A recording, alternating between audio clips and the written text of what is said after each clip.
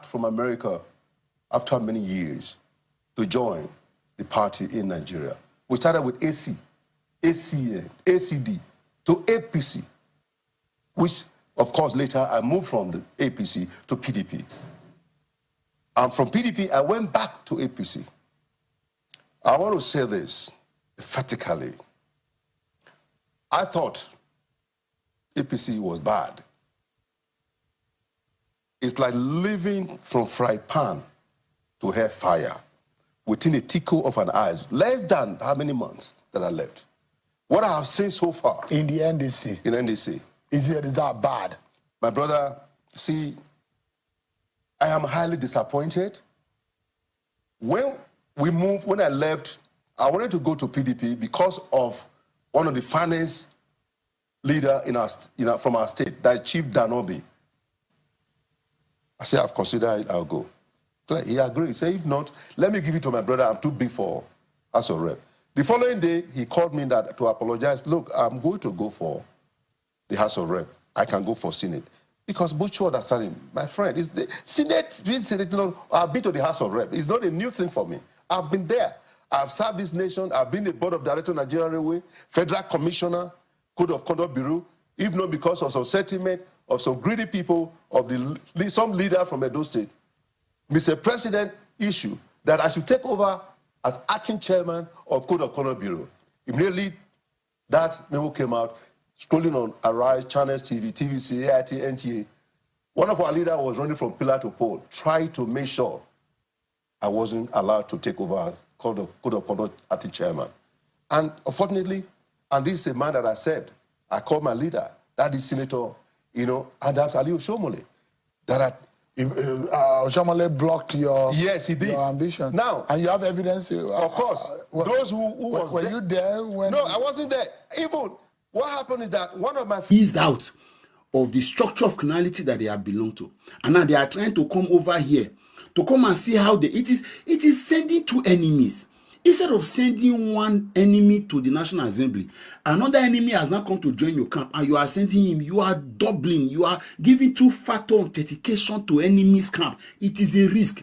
We would rather leave the place vacant. Agbonayinma, listen to me. Whatever you are doing with all of this charade, I am not defending the NDC. I have said it clearly. But you see, whatever is done to keep people like you away from government, let it be done. Whatever is done spiritually, physically, undemocratically, authoritarianism, oh Lord English, dictatorially, to remove you, to decimate you, to disconnect you, to disintegrate you, decompose you from power, let it be done. We cannot afford to have two bad people representing us, right, at a time.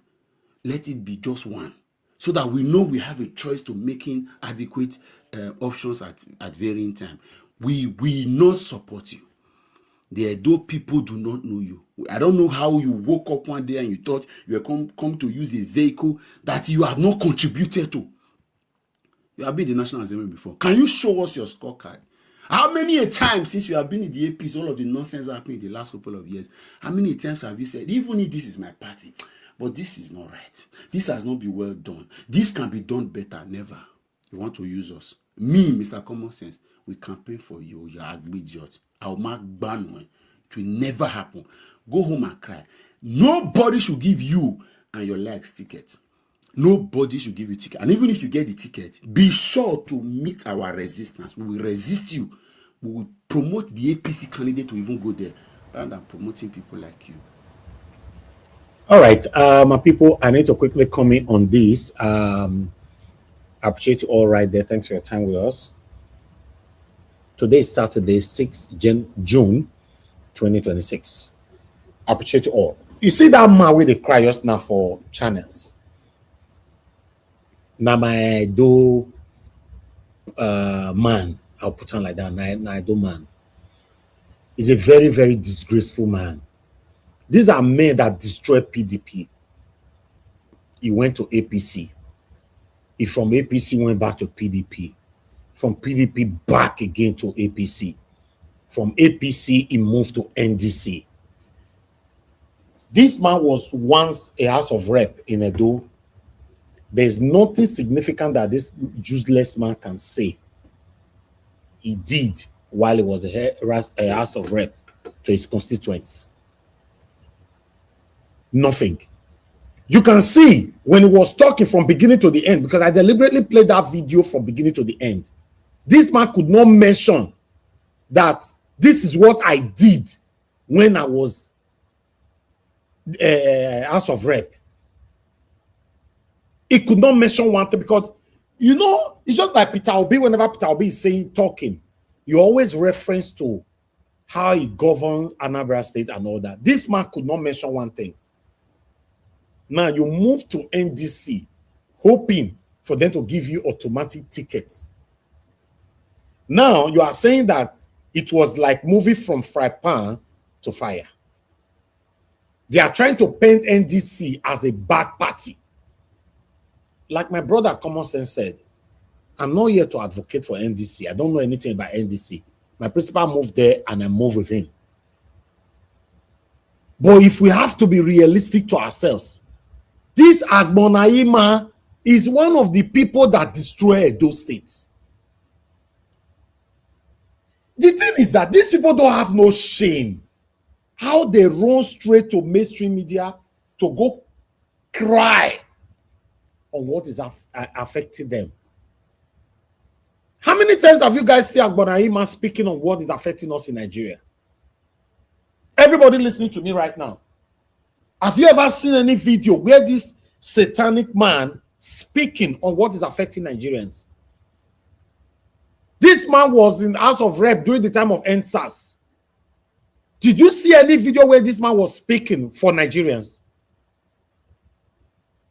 The thing when they cry out like this, gullible Nigerians will say, oh, what they did to him was so bad. Oh, how do we help this man?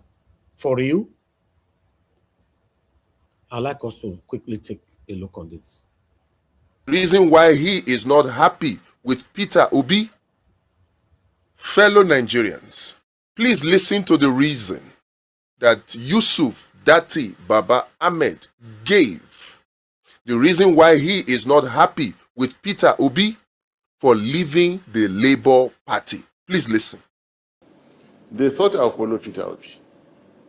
Now, people don't understand that between me and Obi, there's a great deal of sympathy. I have sympathy for him. They thought I'll follow Peter Obi, but I had given enough sympathy then. And I thought as a leader, what we should do, he should do then was to, sort the problem out. I mean, if Aburi was a problem, what makes him think the Nwosu or the David Mark of ADC will not be a problem? What makes you think the chairman of Seriake of NDC will not be a problem? So it's the same thing wherever you go. Stay here and fix this problem. Now, let's work together. And he decided to move. Now, with due respect, he does not own my politics. He does not own me. I am independent. And I said, all right, sir. I had different reasons for coming to join you. If you want to move, go ahead. Now listen to the reason that Yusuf Datti Baba Ahmed gave for he himself, Datti, leaving Labour Party. Please listen. I didn't follow Obi. I stayed in Labour Party. That was a major miscalculation on the side of APC. Ordinarily, you would have thought, hey, well, just a small politician, a small political party. They are running the show, federal government of Nigeria. They should have things that preoccupy them. We were also wrong. So I was wrong. They were dead worried about why I didn't follow Peter Obi. What is there to do now? I was in good terms with Aburi. I was in good terms with everybody, which means that he will have his way in Labour. What is there to do? Oh, yeah, okay. There is some other person. We will now redeploy. Mark the word, redeploy. Just like you post people around in a ministry or in any service. So they did what they normally do, and the court, well, you go back there. What's your brief? When you go there, make life difficult for such. So, of course, from there I corrected, I got the message. Now, I will not join a single issue with this new leader. Moreover, our past shows that we had very good relationship. Because of a simple person, I will not come and destroy that relationship. That's your referring to Dr. Nadi, Senator Nadi. I will not call him. I try to avoid that. I will not. Is there a difference between the reason that Dati Baba Ahmed gave for being unhappy with Peter Obi for leaving Labour Party? The reason that Dati Baba Ahmed gave why he is not happy with Peter Obi, because Peter Obi could not fix the problem in Labour Party. That reason that Dati gave. Is there a difference between it and the reason that Dati himself gave for he himself leaving the Labour Party after Peter Obi handed the party over to him? Labour Party was practically Dati Baba Ahmed's party. But he also left for the PRP. And you heard the reason he gave. So if Peter Obi left and Dati is angry and Dati also left, and we all know the reason now, is there a difference? And the primary purpose of Tinubu's government, primary purpose has been to destabilize other political parties. So you will be more correct to say, why did you reposition? Why did you relocate? That goes to Peter Obi, that goes to everybody. You should sympathize with Nigerian politicians for the way things are going. Tinubu is human. We will treat him as such. His other people are all human. They can try to play God or spirit to an extent. But those of us who can see through them, we know who they are. We will not. You are here with us. We'll sort you out. And they'll be making lots of blunders. Now, a more fundamental question would be this. Does Dati Baba Ahmed, Yusuf Dati Baba Ahmed, does he have the moral right to blame Peter Obi for being unable to fix the problem in Labour Party when he himself, after Dati himself was handed the party, for the same reason he also could not fix the party, he also left? So on what moral ground does Yusuf Dati Baba Ahmed blame Peter Obi for leaving? What moral ground? Can you sense double standards? Because it's for the same reason. Peter Obi tried to fix Abure. He could not because of the interference of Tinubu and the APC. He left. Yusuf Dati Baba Ahmed says he is unhappy that Peter Obi left. Why did Peter Obi leave? Peter Obi should have stayed. Peter Obi is not a fighter. And then Labour Party was handed over to him, Dati Baba Ahmed. But he too could not fix Labour Party because according to Dati Baba Ahmed himself, APC and Tinubu were still interfering into Labour Party. And having failed to fix the same Labour Party that he blamed Peter Obi for failing to fix, he also left for the PRP. So why would he blame Peter Obi for leaving?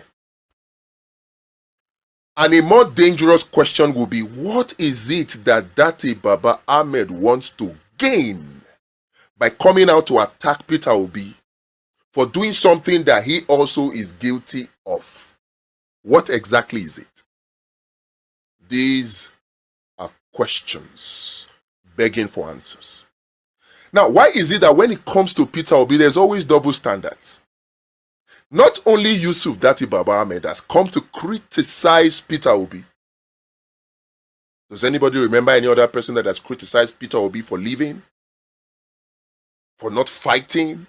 For not staying to fix an Abure that was alleged to have been compromised by Tinubu and the APC?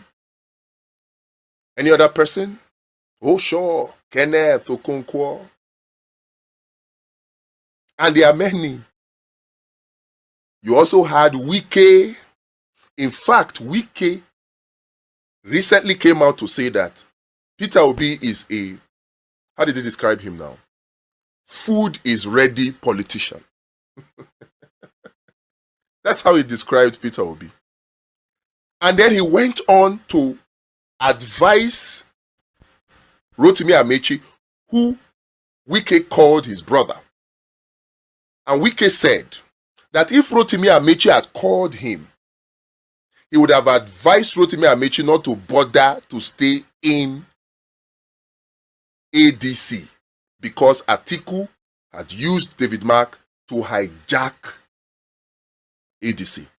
And Wike, knowing what David Mark can do in terms of maneuvering and manipulating party primaries, particularly with the experience of what David Mark did to him in 2022, Wike said he would have advised Rotimi Amechi not to have stayed in Labour Party. But after he says that, he then goes on to still blame Peter Obi for leaving. Okay, so because Rotimi Amechi is his brother, it is good for Rotimi Amechi to leave. But since he's not somebody that likes Peter Obi, because he, Wike, and his paymaster, Tinubu, and the APC, they are afraid of Peter Obi. They want Peter Obi to stay there and be trapped. So they call him a weak person for leaving ADC. Meanwhile, they say they would have advised Rotimi Amechi to have left. You guys see double standard. So when they say Peter Obi is a food is ready politician, are they serious? Or are they trying to just be mischievous? Nigerians, judge for yourself. Oh. Peter Obi is a threat to them. They know that Peter Obi has the backing of Nigerians. So what they want to do is demarket him. And for people like VDM and Izzy Ogbeide to buy into this narrative, it makes me sad. They say Peter Obi is not a fighter. Even Yusuf, Dati Baba Ahmed said it. He didn't fight like MKO. Perhaps they wanted him to also die like MKO. VDM said, oh, he didn't fight like MKO. He didn't fight like Nnamdi Kanu. Perhaps they wanted Peter Obi to also be incarcerated like Nnamdi Kanu. In both cases, MKO Abiola is dead now. His family devastated by his death. His family never remained the same after his death. But Nigeria moved on. Nnamdi Kanu is in jail now. All those people that were hailing him, where are they now? So why would they wish this kind of thing for Peter Obi? Do they hate Nigeria this much that they don't want somebody that will come and fix Nigeria for the rest of us? We should use our tongue, fellow Nigerians, to count our teeth. Peter Obi is not a man that fears a fight. Peter Obi is a fighter. He fought as governor of Anambra State. He fought like hell. He fought more than a Wike has ever fought in his life. He fought more than a Tinubu fought Obasanjo and the PDP in his life. He fought because he was alone in APGA. All his State House of Assembly members were in PDP. And he fought them. They impeached him for doing the right thing. He won. So Peter Obi, would you say he's not a fighter? He stayed 8 years, defeated all the opposition. And then somebody will now come and say because he saw that an Atiku has hijacked an ADC or a Tinubu has hijacked a Labour Party, he left to where he will get ticket. He saw their game plan, that they didn't want him on the ticket, and so he outsmarted them. The real master strategist at this point right now, who is it? Is it Tinubu, who failed to stop Peter Obi from being on the ballot? Or is it Peter Obi who outsmarted Tinubu, outsmarted Atiku to now be on the ballot? Fellow Nigerians, at this point, let us not let anybody fool us. An agenda to Islamize Nigeria, and it's no jokes. Slowly, it's creeping in on us, and it's no joke. There's a very strong agenda to Islamize Nigeria from some persons, and we are not paying attention to it. We are not paying attention to it. The everyday Muslims are naive. The Christians are naive. The government are naive because they are not paying attention to it. But slowly, it's coming. It's coming. Nigerians, wake up. It's coming. That is the truth. Now, from the demand that the kidnappers of the Oyo State children and their teachers, from the demand that they made, I saw a pattern in the demand. I knew I saw something that I've seen somewhere before years ago. And I'm going to show it to you guys, right? So these are the demands that we made. Number one, 1 billion to be paid into an account in the Benin Republic. Number two, release of terrorists currently held in Agodi and Agbonayinma prison. Number three, 2 Hilux vehicle. And number four, amendment of Oyo State law to enforce and introduce Sharia law. You see, number one, it's not really important. They just put it there because they know money can be traced. If they want 1 billion, they will tell you to bring it in cash, in dollars. It's just $1 million. You can take it in cash. They don't need that money. So that one is not part of what they want. It's a decoy. Number two, however, it's really, really important. They really want number two. Number three, nah. What do they need 2 Hilux for? They have Hiluxes. They have money. They've been kidnapping a lot of people. Hilux is not their problem. If they can get ammunitions that they are using, Hilux is not the problem. So number three is also a decoy. Number four, amendment of Oyo State law to enforce the Sharia law. This one will be hard, but that is part of what they want. You see, number two and number four is important. But number two made me start doing research. I knew I've seen it somewhere. And I'll take you back to 2016. Let's listen to this. Buhari? Mutanen Chibok har yanzu da saura. Har yanzu da sauran bring back our girls. We don't back your girls. If you want your girls, bring back our young uwa. Bring back our young uwa. So what he said here is the number two. The same thing that they are requesting is what Shekau requested for 2016. This video is from 2016. And 10 years later, they are requesting the same thing. Right? Now in this video, 2016, Buhari have spent 1 year plus in power. If you remember, when Buhari was campaigning in 2014/2015, he said he was going to bring stability and he's going to end insecurity. In 2014, Chibok girls were kidnapped during Jonathan's regime. During Goodluck Jonathan's regime. And then when Buhari came, he said he was going to end insecurity. 2 years, 1 year plus down the line, Chibok girls were still in the custody of Boko Haram. And then Boko Haram now made this video. This one, Shekau made this video to say, Buhari, Ari and Zude Sora, up till now, those girls, these people are still with us. Then he went further to say, if you want the Chibok girls, bring back our young Uwa, that is, bring back our brothers, our fellow terrorists that are in your custody. The same thing that these people are requesting for. But guess what? Even at that, these girls are still present with them today. But I want to show you something so that you will know that this agenda, there's a pattern and we are not paying attention to it. Right? Now, what is the pattern? I'll take you back to the 7th of March 2024. Right? 7th of March 2024. As you can see, Kaduna school abduction. On the 7th of March 2024, the abduction of 287 students, 150 girls, 137 boys, 287 students were kidnapped on the 7th of March 2024 in a school. In a school. 2 days later, 2 days later, on the 9th of March, they went again to another school in Sokoto and they kidnapped 15 pupils. 15 pupils in their hostel were kidnapped. 2 days after, 7th, they went on the 9th. On the 18th of November 2025, they went again. They kidnapped 25 schoolgirls. They kidnapped 25 schoolgirls in Kebbi State. As you can see on CNN, gunmen kidnapped 25 schoolgirls from Nigerian school and killed the vice principal. School.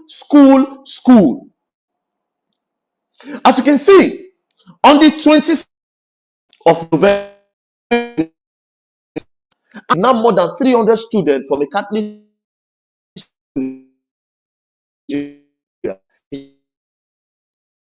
school of April, they went to another school again. Gunmen kidnapped 23 pupils in an orphanage attack. Pupils, orphanage attack, where they go to learn. It's an orphan home, they learn there. Do you understand? School. Then on the 15th of May, they went again. 42 pupils, 15th of May 2026. 42 pupils missing after Nigerian school attack, lawmaker says. This was in Borno State. School. On the 15th of May 2026, as you can see the children, see their name and their age. 4 years, 6 years, 3 years, 2 years. Then on the 19th of May, 15th of May, that is 42. On the 19th of May, 4 days later, they went to Oyo State.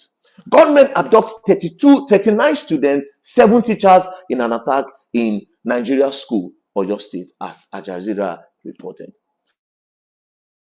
Now, if it's all of this, 287 in Kaduna, 15 in Sokoto, 25 in Kebbi, 300 plus in Niger State, 23 again in an orphanage home, 42 in Borno, 39 plus 7, which is the teacher. Everything will give you 753.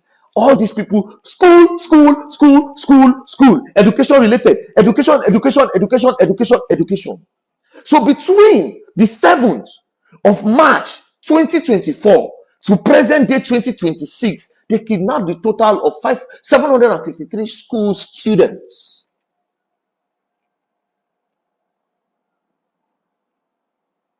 What is the meaning of Boko Haram? Boko Haram means Western education is a sin.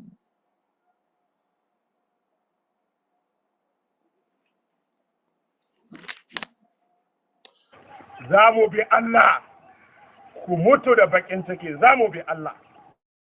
‘Yan uwa, ku yanka wuyan arna, ‘yan uwa, ku kama bayi. Wai na kama yarinya a makarantar boko wai ya dame ka.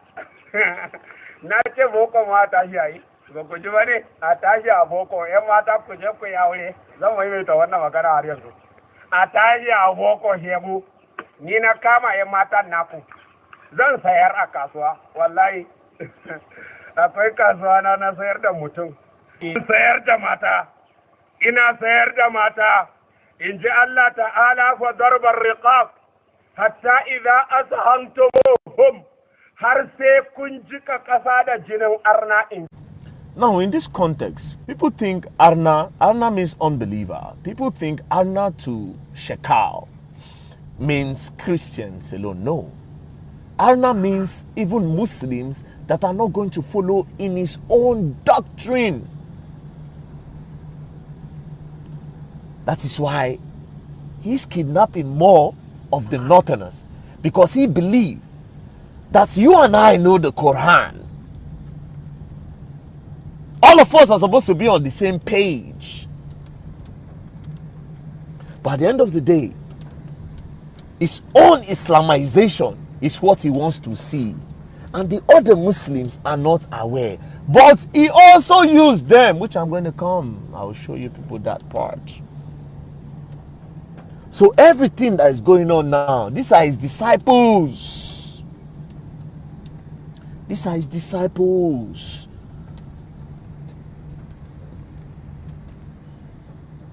The doctrine is still stuck in their head. It's still stuck in their head. The doctrine is there. It's well calculated. That message is being carried. That Western education is a sin. And every unbeliever in their own judgment will perish. And that includes Christians, Muslims, and every other person that they see and believe that is an unbeliever. And that's why in my previous video I told you that the Muslims will suffer more in this agenda. But there's an agenda to Islamize. I'll show you people more videos so that you understand more. But for now, I just want to take you in on Shekau. Peace. Now, wow. Anyway, that's the end of my broadcast, my presentation, rather. I appreciate every one of you. Good morning, good afternoon, good evening to every one of you. Thank you very much for your time with us today. Like I said before, today is Saturday, 6th June, 2026. My lovely mother, good evening to you, mommy. Thanks for all that you do. Thanks for being there for us every day. Thank you, my brother Abu Azi. I appreciate you. Thanks for all that you do. I appreciate every one of you right there. Madam Eugenia, thank you very much, man. Good evening to you. Thank you. I hope you enjoyed your birthday. Thank you very much. Thank you, Madam Peggy Modi, Mr. Johnson Emmanuel, Michael Ganamaro, Madam Stella Masevedo, Vitus Okwebele. Hey, Madam Martina Obasuyi in the building today. Yes. Good evening to you, ma. It's good to hear from you. More than 78 years now, I never hear from you. Thank you so much. I appreciate you. Thanks for joining us today. Thank you, this is that one and many more right there. Guys, press on the like post to share. Thank you, Madam Eugenia, already for the super chat. I'm very grateful. God bless you. Your pocket never run dry. Guys, do your part by pressing on the like post to share. Let's hear from Madam Deborah quickly, and then we'll take it from there. Thank you, Madam Deborah, for calling in. Good evening to you, ma'am. Please talk to us. Hello, good evening, Mr. Elvis. Yes, ma'am. Yes, so. Good evening to everyone watching. Well, I've been watching, just I've been a bit busy, but the whole thing is just annoying me and getting me fed up with where Nigeria is heading to. So the sad reality is that I heard what Very Dark Man is saying, and I heard what the terrorists were saying because I understand Hausa. He said the problem with all these things is that what really pisses me off when I hear things like this is that we have known this whole thing. They are not even doing it like in secret. These people have, for the past decade, they have already. They are saying it publicly what they want and what they intend to do. They are not doing it secretly. This plan has been executed right before our very eyes in the last decade. They are not. It's not like they are doing it secretly. They have the plan to Islamize Nigeria has been an ongoing agenda that has been going on in the past decade. During Buhari's time, we have seen everything unfold, but people refuse to take it serious. Nnamdi Kanu came and was shouting and nobody listened, so made it a tribal thing instead of focusing on the information that is given out. We also have Buhari refused to stop Fulani from encroaching in other, and yet people refuse to do anything. So nobody should say we didn't see this coming. This has been ongoing for more than a decade. So the fact that Nigerians refuse to do anything, our political leaders are cowards, they fold their hands. So if it happens tomorrow, we will find ourselves to blame. There's nobody in Nigeria that will pretend as if we didn't see this coming. Mr. Elvis, everything that is happening now, we saw it coming. It's just that people refuse to pay attention. You see, in the next few years, maybe one day too, I pray it doesn't happen. But if you look back to history, these things has happened in the past. Egypt used to be a Christian country, and this is the same template they use. They use jihad, terrorism, and today Egypt is a Muslim country. The same thing, Turkey was once a Christian country, is now a Muslim country. The same thing was the same thing. I can mention so many countries. Even Europe today, if not because of the crusade that stopped them from invading Europe, Europe today too would have been like that. But we thank God, as at that time, the crusade was able to stop them from taking over Europe. So the way Nigeria is heading to, if we don't have a president that has the courage to put, that is why this 2027, if we allow this opportunity to pass, that is the end.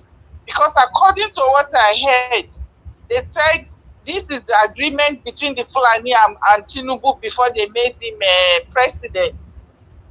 So you can now see why Tinubu is unable to do anything. That is the agreement he had.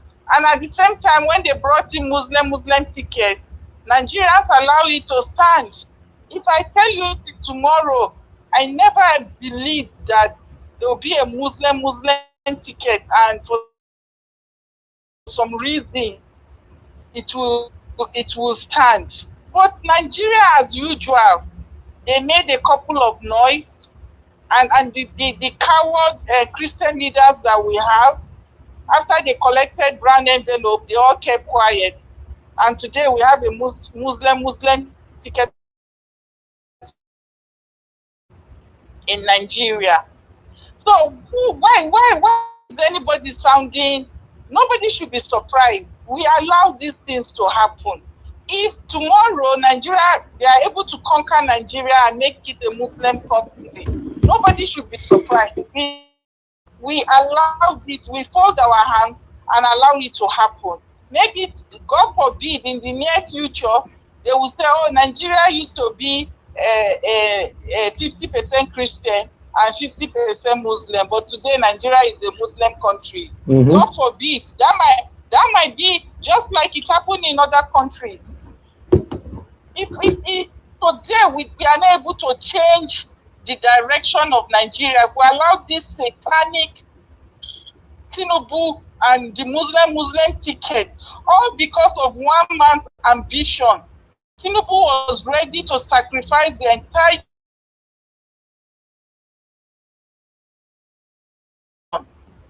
and he was able to agree to those people. That's why now, because he desperately wanted to be president at all costs, I was ready to sell the country for him just to answer to be president. And to some of let me use some. I'm not going to say all, but to be honest, to some of my Yoruba people that blindly supported of tribalism, I hope they will sleep with their conscience. And I'm glad that the whole Islamization, now they're trying to impose Sharia on them, and I'm glad that they will suffer the consequences of their support for evil. So, I hope that other regions will cope and know that this whole agenda, but I know that it's not going to be easy for them, but Mr. Elvis, I cannot take it. We are heading for a civil war. Care is taking. Exactly. With the way things are going. That's what it looks like. The way things are going, because these people, they are not ready to stop.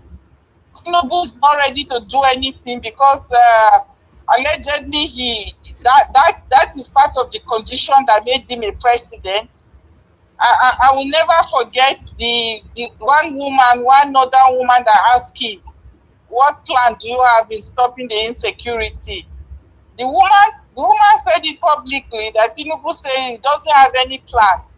That if he tries to do anything, that they are going to buy him. So obviously, he has entered into an agreement with them not to do anything about their plan. Anybody think Tinubu is going to do anything to stop what is going on? Tinubu is not going to do anything except Nigeria decide to stop Tinubu. If we can stop him from not continuing, this is remaining 4 years, that is the only luck we have. But if we cannot stop him, for some reason, this whole agenda is going to continue. Tinubu is never ever going to stop what is going. He cannot, because if he tries to stop it, he himself will be out of that place that he is. Sadly, so for it's surprising. For me, it's not surprising. It's not surprising. I saw it. Thank you. I saw it coming for more than a decade, and Nigerians, for some reason, a lot of people refuse to pay attention. So thank you. Consequently, we are all going to suffer for our how will I even? Nigerians are going to pay a huge price for not doing what they were supposed to have done some years back to stop this menace that is going on. It's not too late, but at the same time, I'm not seeing enough action. I've not seen enough action done to stop this. But let me quickly say something about that Baba Ahmed. I'm so disappointed in him. I thought he was somebody that has integrity. I thought but so. The thing, what he's doing now, I think he's just angry because he's losing relevance. That's, to me, that is what I feel. Because Peter Obi is not involved in what is happening now. But that is not enough reason for him to do what he's doing. Because what he's doing now is even going to make a lot of people not to like him. He should have just supported Peter Obi in his own little capacity. You know, even if he's not the vice president, he should have just been supportive. But what he's doing now, honestly, I'm disappointed. It's now very difficult to trust anybody. Even the people you think you can trust, they cannot change in a twinkle of an eye. Yeah, he too is a Fulani man, so I'm not surprised. It's just difficult to trust any of them. All right. Anyway, thank you so much, Mr. Elvis. Thank you for your good work. Thank you very much, Madam Deborah. God bless you. I appreciate you, man. Thank you. All right. If you listen to what Madam Deborah is saying, my people, you will see that the situation of the country is gradually getting there. Yes, the same thing that very dark man just said. You know, Madam Deborah said something. He said when Mazi Nnamdi Kanu was talking then, because people hate Mazi Nnamdi Kanu, they failed to take the message. And a lot of people are like that. You know, because they hate him, they failed to take the message. Now, let me come to very dark man. Because some people hate very dark man, anything he says now doesn't make sense to them. But it will be unfortunate to see that, God forbid, in the future, we'll now be referencing to, very dark man be talk this thing, no. He be talk this, he be talk that, oh. I want to let everybody to understand that if you hate somebody, it's not enough for you not to listen to their message sometimes. Yes. Because these have landed everybody to where we are today. Look at Nigeria. Even Tinubu is confused now. He needs to be forced out of that office. Those of you waiting for Tinubu to resign, resignation is not part of our tradition in Nigeria. Tinubu obviously will never give you that.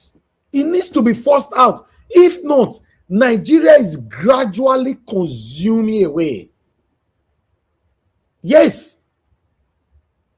It may look like we are just talking because our talking here is becoming so repetitive. But it's the truth. Nigeria is fading out. These terrorists are taking over. I'm telling you, Tinubu with pride, we never want to give up because of pride. Just because of pride. I saw a video today, God, how they were maltreating those kids. God, I could not watch that video. I was feeling goosebumps all over me. I said, Jesus. Does it mean our president have not seen this video, or our vice, our first lady have not seen this video? Our leaders, our political leaders that are still speaking for APC have not seen these videos? It's sad. I like us to start talking, guys. I appreciate you all. Thank you very much. Good evening to you all. Please press on the like, especially that like. Help us to press on it so that our voices can go far. Also copy the link and help us to share. Thank you. I'd like us to move on straight to Mr. Thanks very much. Good evening to you. Thanks for coming early. I'd like you to talk to us. Thank you. Thank you, Mr. Jonathan. sir. Thank you, sir. Okay. Thank you very much. Thank you. God bless you greatly. Happy weekend to you. I greet you. Anything big to be happier in this weekend, Mr. Jonathan? Did you see that video how they were meeting robbers on top of those children? I know that we are alive. You are alive. So it's still Mr. Jonathan, yeah. They were meeting robbers on top of baby children.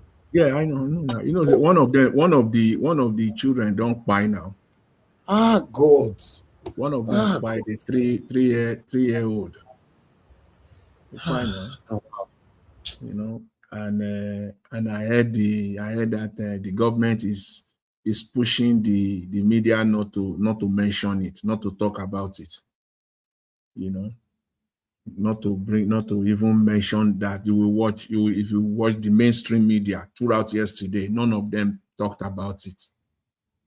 Can you just imagine that? You know, they didn't talk. If not for social media, TikTok, where we're seeing the all these videos that you're talking about, YouTube, you know, we won't know anything. You know, we won't know. It's evil. After all said and done, when we talk, the final conclusion in one word, just one word: this is evil. Evil is what we describe Nigeria now. Evil.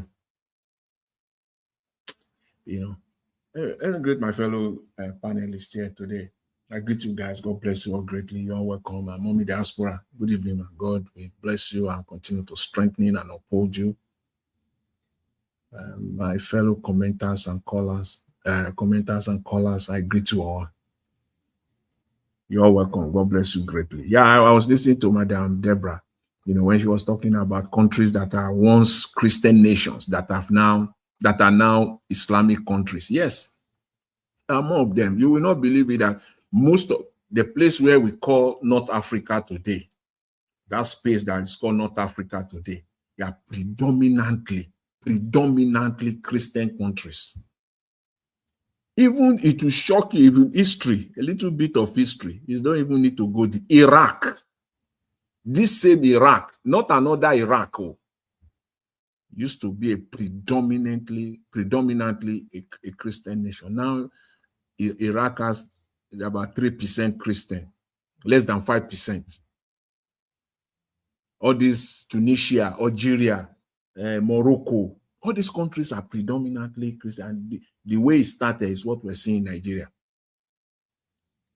What is building up in Nigeria now is armed struggle. It's armed struggle. That is the beginning of it. Before it will now degenerate into a guerrilla, full-blown out civil war. It's because the armed struggle is going now. The Nigerian government, because people don't want to talk in Nigeria. so that they will not be picked up. They will not be, and when they pick them up, it's not that they will apply the rule of law. It is just simply to punish, simply just to punish. But make no mistake about it, the armed struggle is already building up in Nigeria now. We're saying it now, it's already building up. It is the distribution network that is going on now. Then you will now start seeing when, ask an average Nigerian now, an average Nigerian, how much are you willing to pay to acquire a gun now? It's a legitimate question. How much are you willing or are you ready to give up now so that you can have a gun to protect your family? Nigerians today, some will tell you they are ready to pay 10 million, 5 million, 1 million, 20 million. Just, I need it.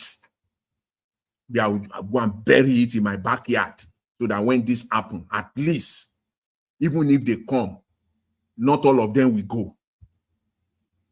It's a legitimate poll. Put it out there. If you want to know that the armed struggle is already going on, it is the distribution network, first of all. That's what they are building now. Before it will degenerate into full gorilla, and then that is it, to be out. Do you think this government can handle if Nigeria turns to this level? You think they can't handle nothing? They are clueless, absolutely clueless. They don't have idea on how to do anything. They can't do anything. Simply put, don't let me, rack my brain.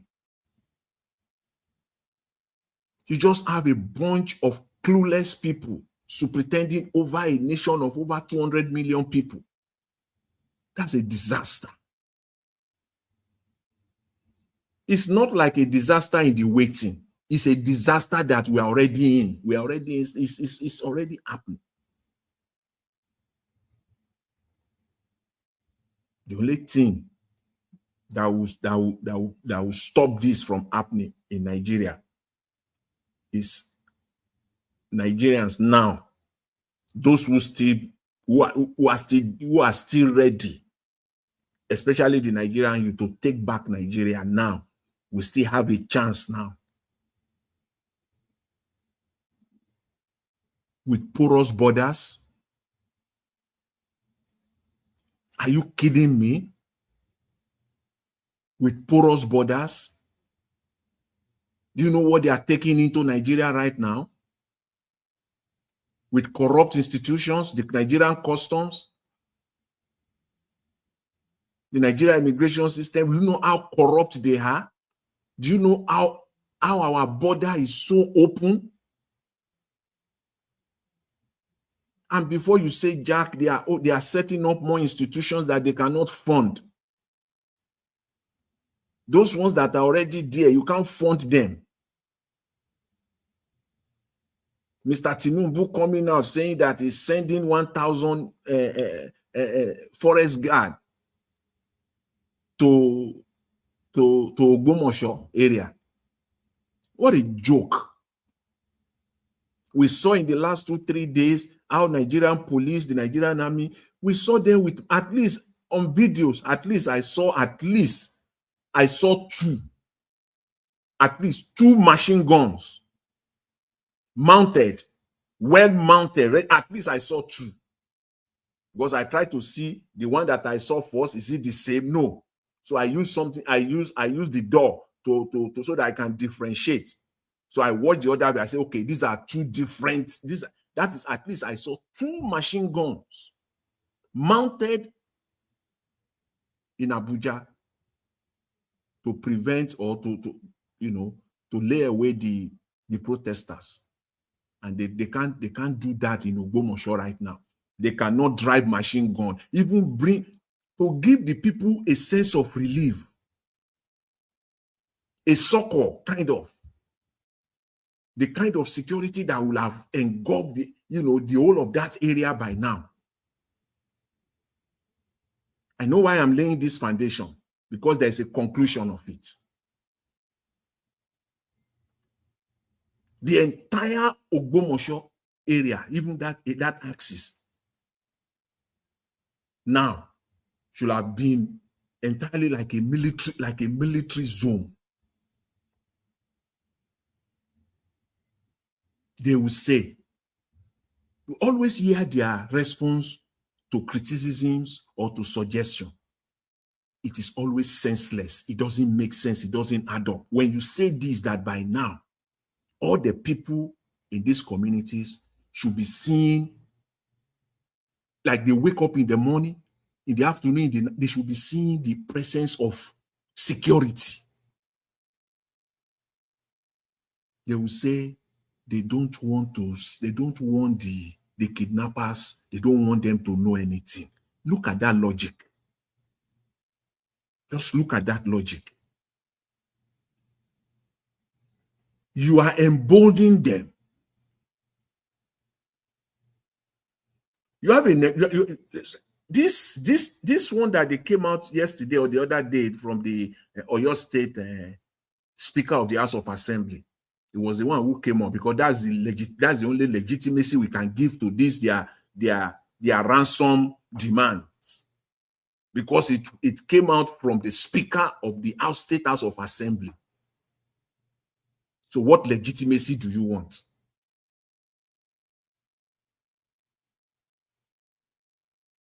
He was the one who said so. He said in his words, he said you cannot continue to give these people ransom. It will only embolden them. I'm paraphrasing him now. That is the Speaker of the Oyo State House of Assembly. So you are aware that you cannot. Nigeria is not normal. Nigeria is not a normal country. In this regard, the conclusion of the matter is that the Nigerian state is involved in this.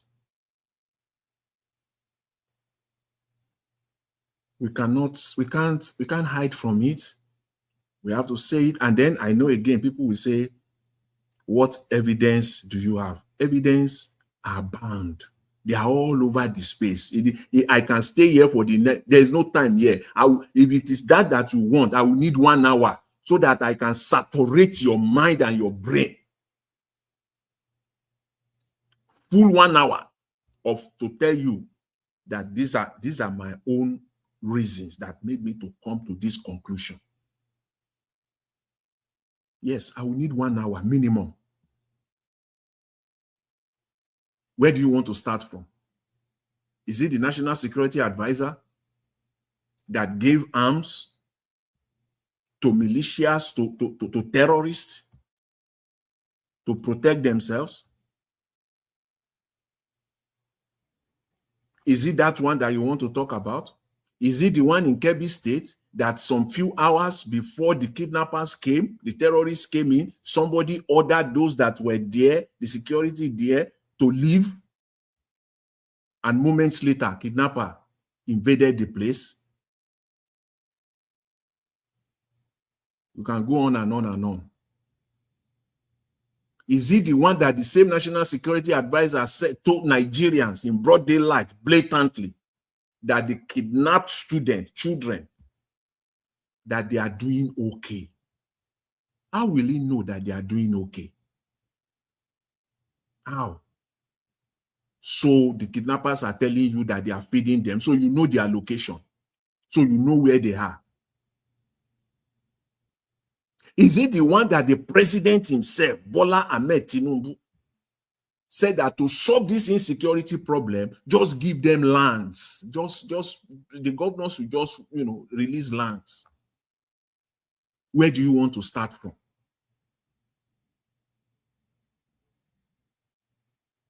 All these ones that I've just outlined, they are just the headings. The details are underneath. The country is going nowhere. Nigeria is not a normal country. I just want to beg people. Don't assume, don't in your widest imagination that Nigeria is a normal country. Because if you have that, if that is still part of your mindset, you cannot get it. You can't get it. Nigeria is not normal. Nigeria is like no other country in the real sense of it. So don't equate Nigeria with any other country in any sphere. Security-wise, Nigeria is not normal. Economically speaking, Nigeria is not normal. Politically speaking, look at the state of our politics, Nigeria is not normal. It's not a normal country. So when people are now talking, when they are talking about APC, when you are criticizing Tinubu of being abnormal in his political moves and whatever, now when it comes to NDC, you want to look at it with a normal sense, with a normal eye. What a disservice we're doing to ourselves. What a disservice. Before the end of this broadcast yesterday, one of our panelists was talking about the fact that we should just let it go, that NDC, we should just leave NDC alone. We should just leave NDC alone. Let NDC do whatever they want to do so that the people they are bringing in, they are the money bags. That word alone was what actually spoiled me. It was that word that kind of, raised my antenna. Money bags. Didn't that word ring bell? Why? Why should we allow them? Like the one that is ranting on channels now. This what's his name? Agbonayinma or whatever. What is his name? Yeah, Ozunwa. This one. Why in the first place, in the first instance, NDC will even allow him to be on the ballots in the first place? That's the question we have to ask. If it is not normal with what they are doing in APC, it shouldn't be normal here too. We should not normalize it here. Because of who? Because of Mr. Peter Obi. We are not going anywhere. We aren't going anywhere. We don't need, all these people are not needed. Where are their voices in the last 2 years alone? 2-3 years. Where are they? And NDC cannot do the right thing, the normal thing now to make sure that even put one criteria alone, just one singular criterion, just one, that we only want people that we have seen their voices in the last 2 years. Just use that criteria alone. You will have eliminated so many moles. You will have eliminated so many corrupt people. At least you will have eliminated 80%. I can guarantee you of that. If we have not seen you outspoken in one shape or the other, even on one matter alone that you want to bring to us for us to see, please go on. We're still considering you, but move to the back. Move to the back of the line. That criteria alone,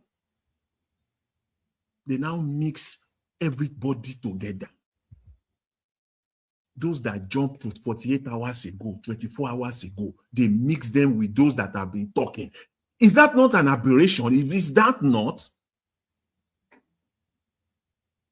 So what I see in NDC is this. They are on a mission of self-destruct. Period. Simple. That's my message to them. That's my candid advice to them. They should take it or leave it at their own peril. Time will tell. They are on a mission of self-destruct. They should, if they have to if they have to find a way to get anyone, which money bags are we talking about? See, The total number of people that are supporting NDC today, both in Nigeria and in the diaspora, are sufficient. I say they are sufficient to bring 30 billion naira to this party within a matter of 60 to 90 days. Yes, the real people, they are more than sufficient to bring. So what money back? So you want one person now to drop 5 billion naira and hijack it. And then it will get to the National Assembly. It will be supporting budget padding. Our problem, can't we see it? It will get to the National Assembly. They will put down a bill for a loan. It will support it without interrogating it. It will get to the National Assembly. They will say there is corruption allegation against the NNPC. They will keep their mouth shut. They will not interrogate it or investigate it. And then we want Nigeria to change. They will bring a budget of 40 trillion. They will pad it to 60 trillion. Is that the Nigeria that we want? Come on, people. These are not the people that we need. All right. Stop it. By now, the people that won these primaries, we have not seen them. They have not been able. So what is the difference? What are we talking about? Thank you. Thank you very much, Mr. Ivis. I'll leave with you. I appreciate it. Thank you for speaking truth to power, Mr. Jonathan. That is the truth. Nigeria is not a normal country, and we are not even sure where we are going now. In fact, this whole thing might likely lead to a civil war, because some of us might be saying, God forbid, but you can see the way they are slaughtering Nigerians right now. Now, it used to be just kidnapping people, but kids, they are kidnapping now. Obviously, this might lead to something else. Let somebody carry a container of ammunition now, enter Nigeria, enter Ogbomosho, that village where you think say they are poor. They will put money down now. They will buy the whole container of that ammunition. That is struggle for you. You will think they don't have 500 million naira. In that community that you see there, they will raise the money. They will buy it. They will distribute it. All right. Mother Deborah, you're calling back again. You only have 1 minute. 1 minute, man. Sorry, Mr. Elvis. I really wanted to ask Mr. Jonathan a question, because go ahead, man. What's the question? I think we need to come from the place of accountability in the mess that Nigeria is going through.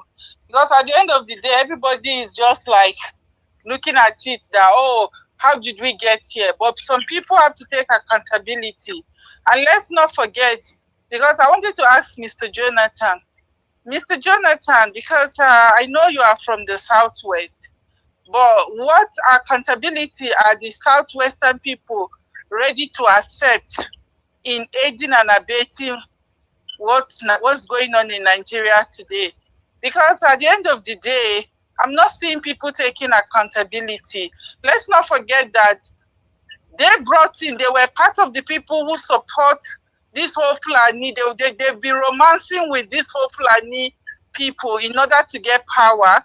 They supported Buhari because Osibanjo was a vice president, and they overwhelmingly supported the APC government, both their big pastors. And don't forget again that most of the big churches we have in Nigeria are headed by people from the Southwest. And a lot of them aided and they supported this APC government to come into power, to take away Goodluck Jonathan.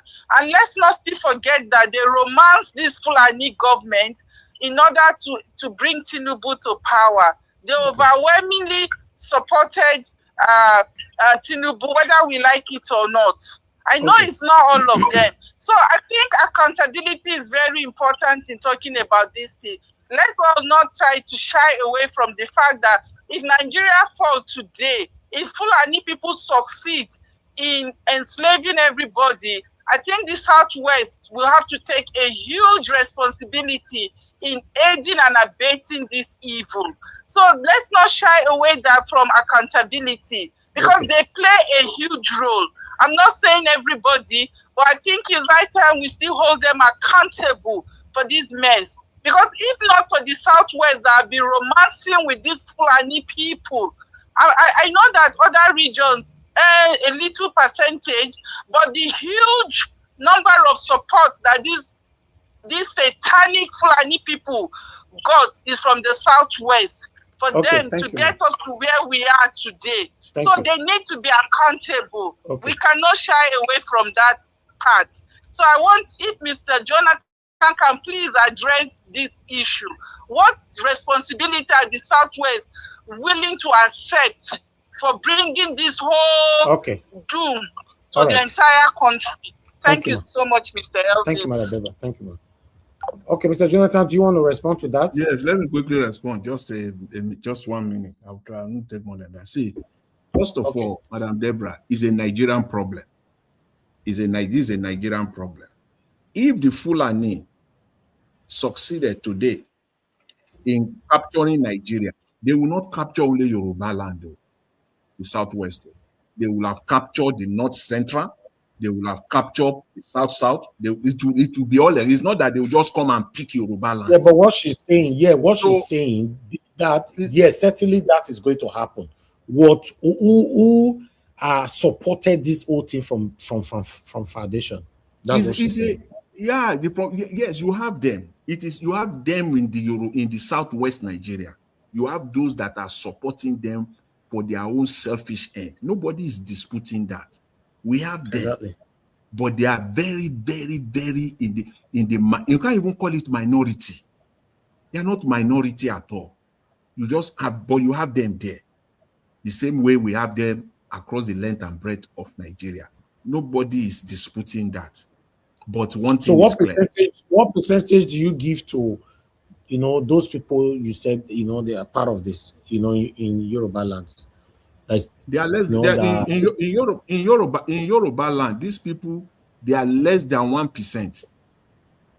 Nobody will tell me today that they are more than 500,000.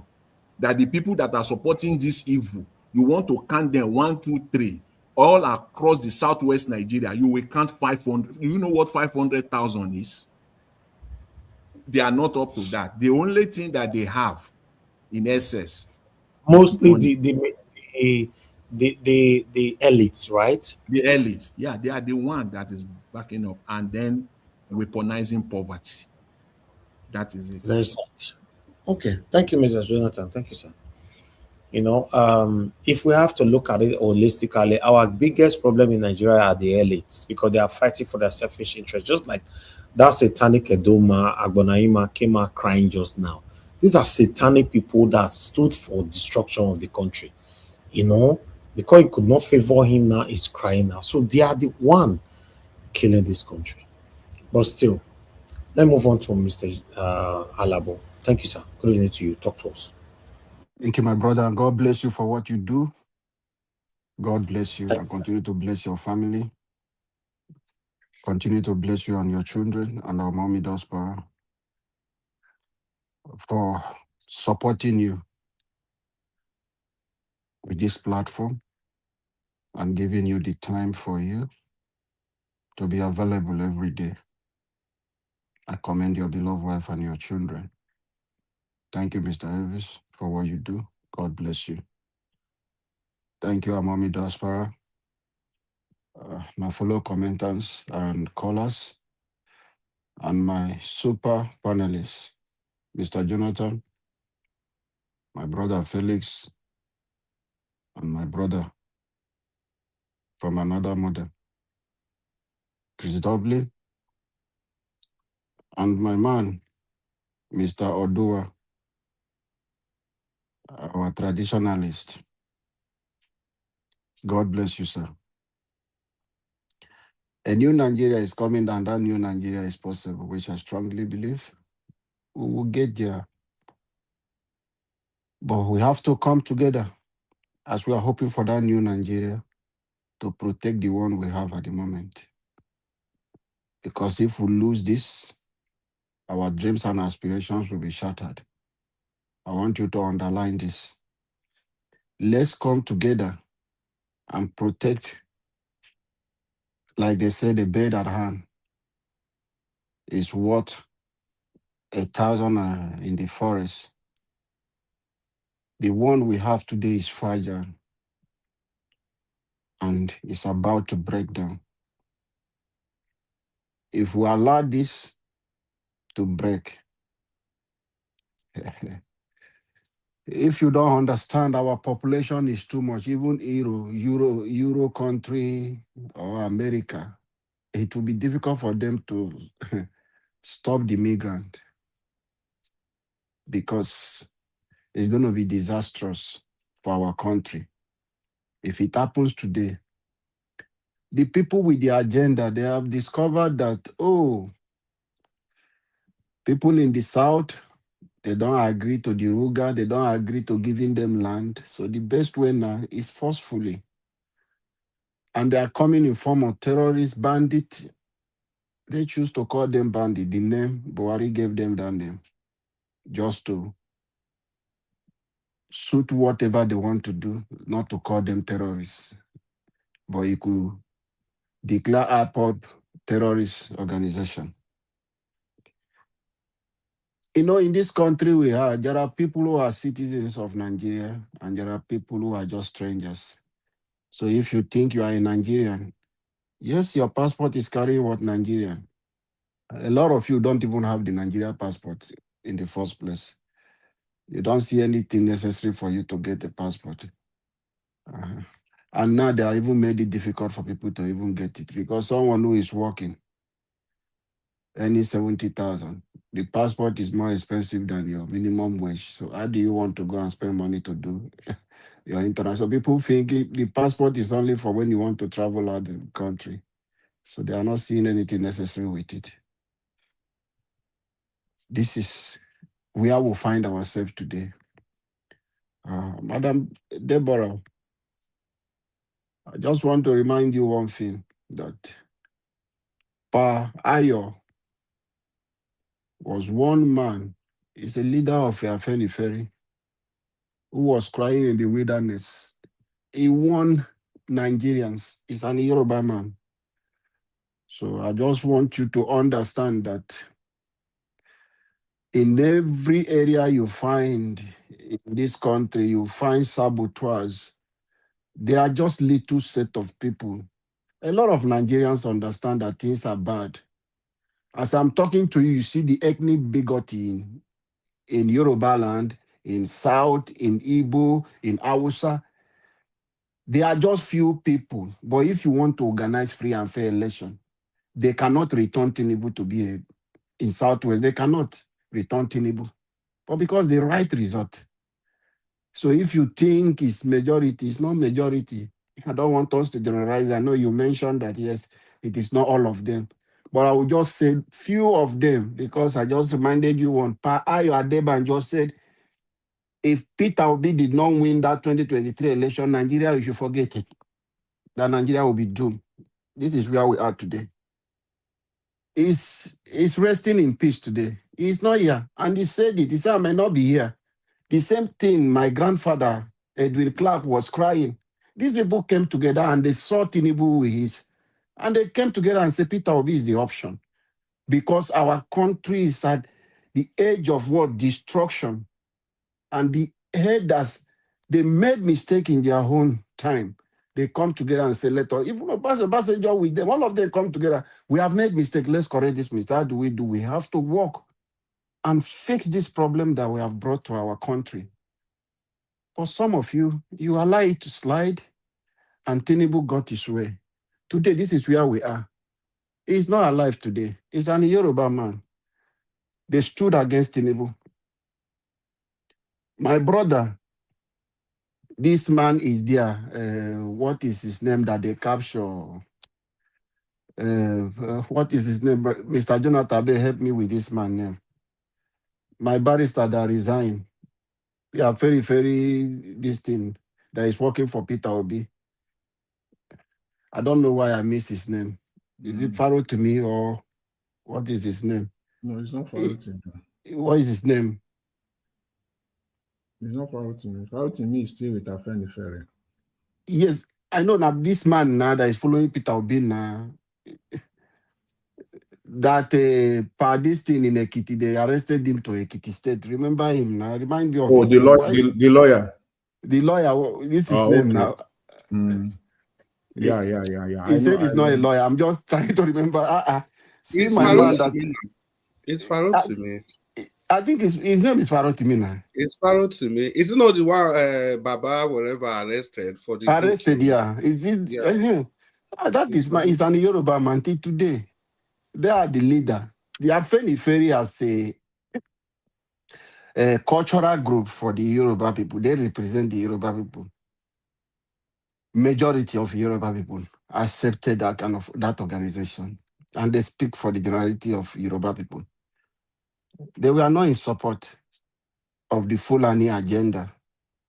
So I'm just speaking lightly on that side for just to clarify this. It's not tribal something or the people majority are in support. No. Dele Farotimi, thank you, my brother. Yeah, Dele Farotimi, who got it. So these are people, they are Yorubas. Majority, 80% of Yorubas are not, but it's just few selfish people like Tinubu them, who is history, it cannot even be traced to be an Yoruba man. Because they speak language from Cotonou, from anywhere, they will come and say they are Yorubas. With no trace, nobody know their mother, their fathers. No brother, no sister. So those kind of character will sell the place for their selfish interest, what they want to gain. They don't care about you. That is why you will see his family doesn't care. I've said it before. Tinubu wife is more dangerous. Fear Remi Tinubu more than Tinubu. That woman is more dangerous than Tinubu. I sent you, Mr. Elvis, one video. People from Warri, they are crying now. They are telling he's coming to destroy Warri. They are using the institution power to go everywhere, causing confusion in traditional school places just because of their selfish ambition. Look at children. Children, I don't know if this woman gave birth or he adopted all his children, all her children. I don't know. Don't know if this woman gave birth to children.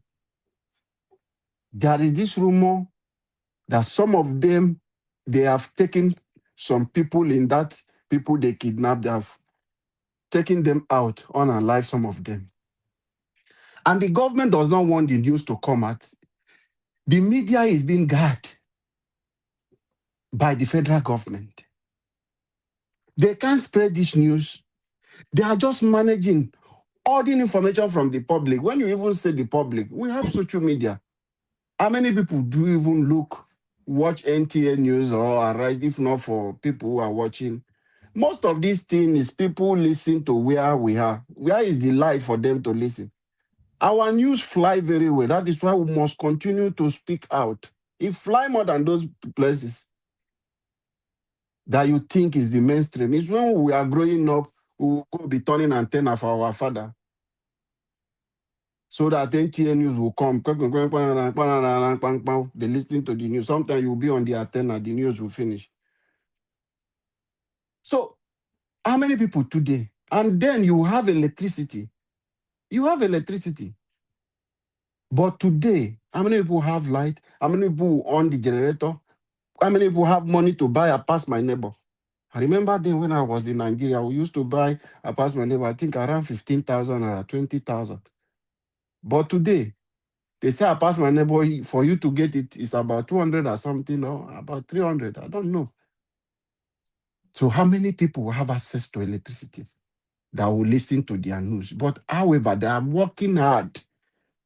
They have paid people, a lot of people, even on this social media platform we are, on how to manage not allowing things to fly. They are there to counter and suppress it down for it not to get to you.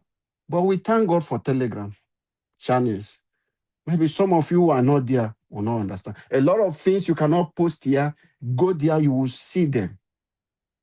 So you might not understand. When the Bureau of Statistics, the National Bureau of Statistics will come to tell you that for Nigeria have paid ransom of 2.20 something trillion naira within a year. How much is our budget for health? How much is our budget for education? Nigeria, we have finished. So this thing is an industry which everybody, majority that are criminal-minded, are just taking advantage of what is happening. You see the minister of power that resigned and went to do this thing. The system might just be people who are from the street or they are picked out, they want to catch out their own. So don't think it is safe for anyone in Nigeria. It might be somebody, your neighbor, who does not like the smell of your food. There is a video of some boys, friends, just because they perceive that the parent of one of their friends has money. Tell me, as they unalive that guy, how much do they succeed? Just 200 or 150,000 naira. Though they have taken the life of somebody. That is why I said, before we break down as a country, we must protect it. We want a new Nigeria. So don't sit down and think it hasn't gotten to you. These people, they have harmed them already. In your forest, they understand your forest more than you. You think they came there to raid their cows, taking them round. No, they come for a survey. And they have done their mapping. They have done every necessary thing they want to do. They are carrying out the activity now. And they are doing it. You think it is not in your state. They are there with you. Let me tell you something, Nigerians. When you allow an institution to be run by people, we understand that these people are minority of the minority in Nigeria. But they own 80% of your institution. Go and fact check. In government parastatus, these people own percentage, highest percentage. Your military, these people are minority inside the minority, inside the minority, inside the minority. When you talk about ethnicity. And they just migrated and came to our country. But they control your ministry, they control your military, they control your police. They are commissioners in your own state. So when they strike in your state, they rush to protect them because all of them are in agreement. They understand. They will protect them. Instead, they will arrest you. Who is standing and trying to say, why did you do this? That is the strategy. So if you think you have police in your state and you have military in your state, they are not for you. Because the percentage and the command system of that place belong to one tribe. It's just a phone call. They will just give command, don't go. And those people will come into your community, finish what they want to do, and you don't have even machete to defend yourself. They have disarmed you. That is what Buhari did to Nigeria. He disarmed everybody, then banned, started striking. So I want us, before we fail, let us protect this new Nigeria. Because if we don't protect it and see what we can do, it will be difficult for us to get a new Nigeria we are talking about. We are pushing for Peter Obi to be the president. If we don't protect the land we have today, where is he going to stand to be the president of our nation? We must unite. Hold your community leaders, wherever you are, your local government chairman, let them wake up. The police you are seeing in Nigeria are not for you. You will see you have a military checkpoint that are not for you. If these people come to strike, they will finish you. That military will say they are waiting for command. They are not moving. They will tell you they are zombie. So if you think because you have army base in your community, that army base is not for you Nigerians. Let us wake up today and realize the danger we are inside. The people have surrounded you and they are there for a purpose and will make their mission impossible only when we unite together. Thank you, Mr. Elvis, and God bless you, sir. Okay, Mr. Alabo, thank you, sir. I appreciate you. Thanks for your submission. Let's hear from Oga Felix. It's good to have you on the show. Let's talk to us. Good evening to you, sir. Good evening, good morning, good afternoon, depends on where you are watching from. I greet all the panelists, comment section warrior. First, let me start from holding all these politicians accountable for everything they do. They said in Nigeria there is freedom of speech, but freedom after speech is the problem we have in Nigeria. And nobody is ready to sacrifice for the country. In the Western world, they will always ask you, what will you offer the nation, not what the nation will offer to you. From the moment we take it upon ourselves, we know our fathers, our forefathers have failed us because they was unable to take some bold step that bring us to this point today. Now election is coming. They are borrowing up and down to ring the election.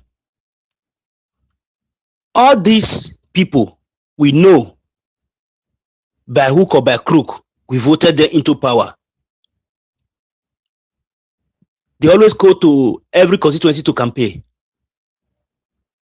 Why can't we put it upon ourselves? Even though they carry popo, they shoot us, shoot tear gas, anything they want to do. Carry it upon ourselves. May we first let all those their van at their tire where they enter anywhere where they enter. We will fail lesson first. May they use waka. See the suffering and the pains people are passing through. That is first. About the 1,000 recruitment of forest guard.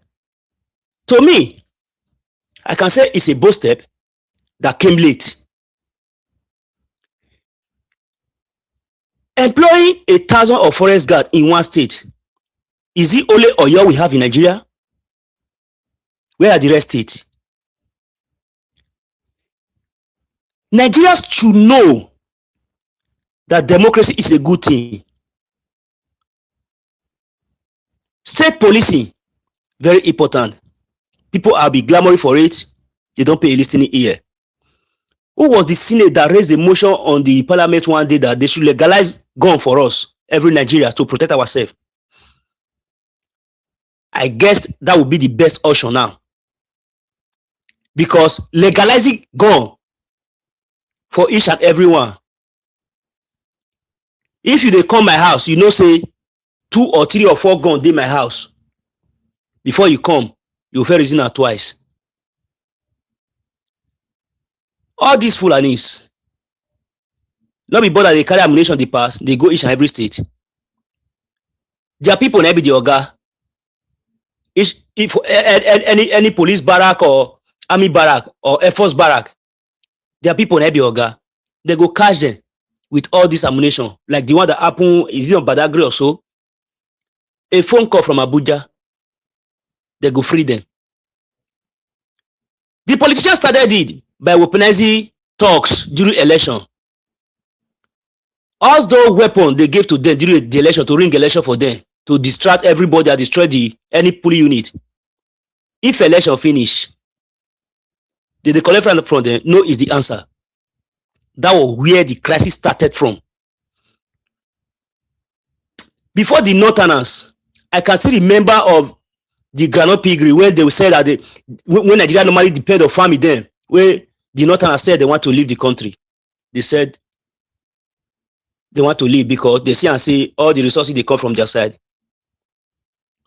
Why is it that all the solid mineral in the north, now only the bandits, the miner, with the help of the federal government? The crude oil, where they for southeast, southwest, and others, in Niger Delta region, that they extract them daily, still that one I depend on to take grow the country. Mr. Tinubu, His Excellency, if you want to open the pipeline that is going through now, the project that is going through now, taking gas to Europe.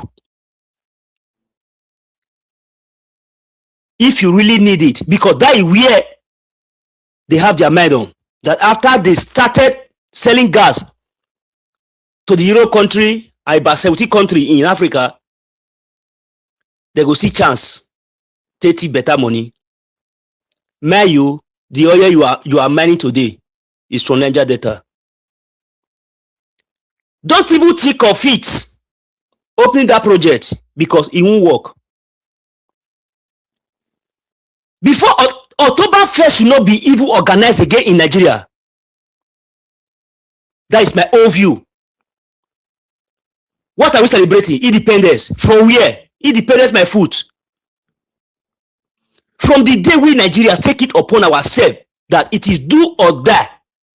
It's either you do the right thing that led to the agitation of Ognikido by Kesaro Wiwa, as I said the other time. By the time we took every Nigerian citizen that really want the country to work, took it upon themselves. Say, now once, person they buy. They don't buy 2 times. From that day, Nigeria go work. Even in the Bible, say, prayer without work is nothing. You dey pray. All this that the GO. Fake native doctor wey carry laptop sit down on top of water, they talk anyhow. Mona, no worry. Water wey touch bola go touch brokers. This is just the beginning. Now one thing we never know. As far as Fulani are everywhere, most of them imported from Niger. Most of them are not really Nigerians. All these people doing this, they are not really Nigerians. They are imported from Niger by one person. That one go the command. Can't let them know at the ground be. Carry cow, buy for them. Military carry go inside bush to study the bush very well. Just like the way Gaddafi was doing then. Anywhere Gaddafi want travel go that time, you know they use flight for Africa. Now through desert to study your country more. By the time we took every responsibility upon ourselves, all the senator, councillor, we have to start putting it to the public, the work of the senator in this constituency, the work of the Federal House of Rep, the work of the governor, the work of the local government chairman, so that if any of this work is not being done, we hold them accountable. Carry their car, let their tires, store them with pure water. Without taking that bold step, Nigeria is gone already, has gone forever. Any Yoruba, Igbo, Shekiri, Bini, Ikwale, Eka, Afema, and the rest of the tribe, even the Hausas, who don't want to take that bold step now, on a very good day go come, they go wipe all of them come for the surface of that Nigeria when I talk. It's our time we start it now that we still have a little land. Talking without effort. Now nothing, my people. We need to put more effort to. If they say Okamate, as Okamate happen, they block all borders. They have to use their engineer to manufacture it, the local dragon. If not that point, the federal government want drive us to. If not that one, they want drive us to. They don't want to feed this insecurity in the country. They all come abroad. And the first problem of us are we in diaspora. When they come to diaspora, we welcome them with a warm bachelor's eve and others.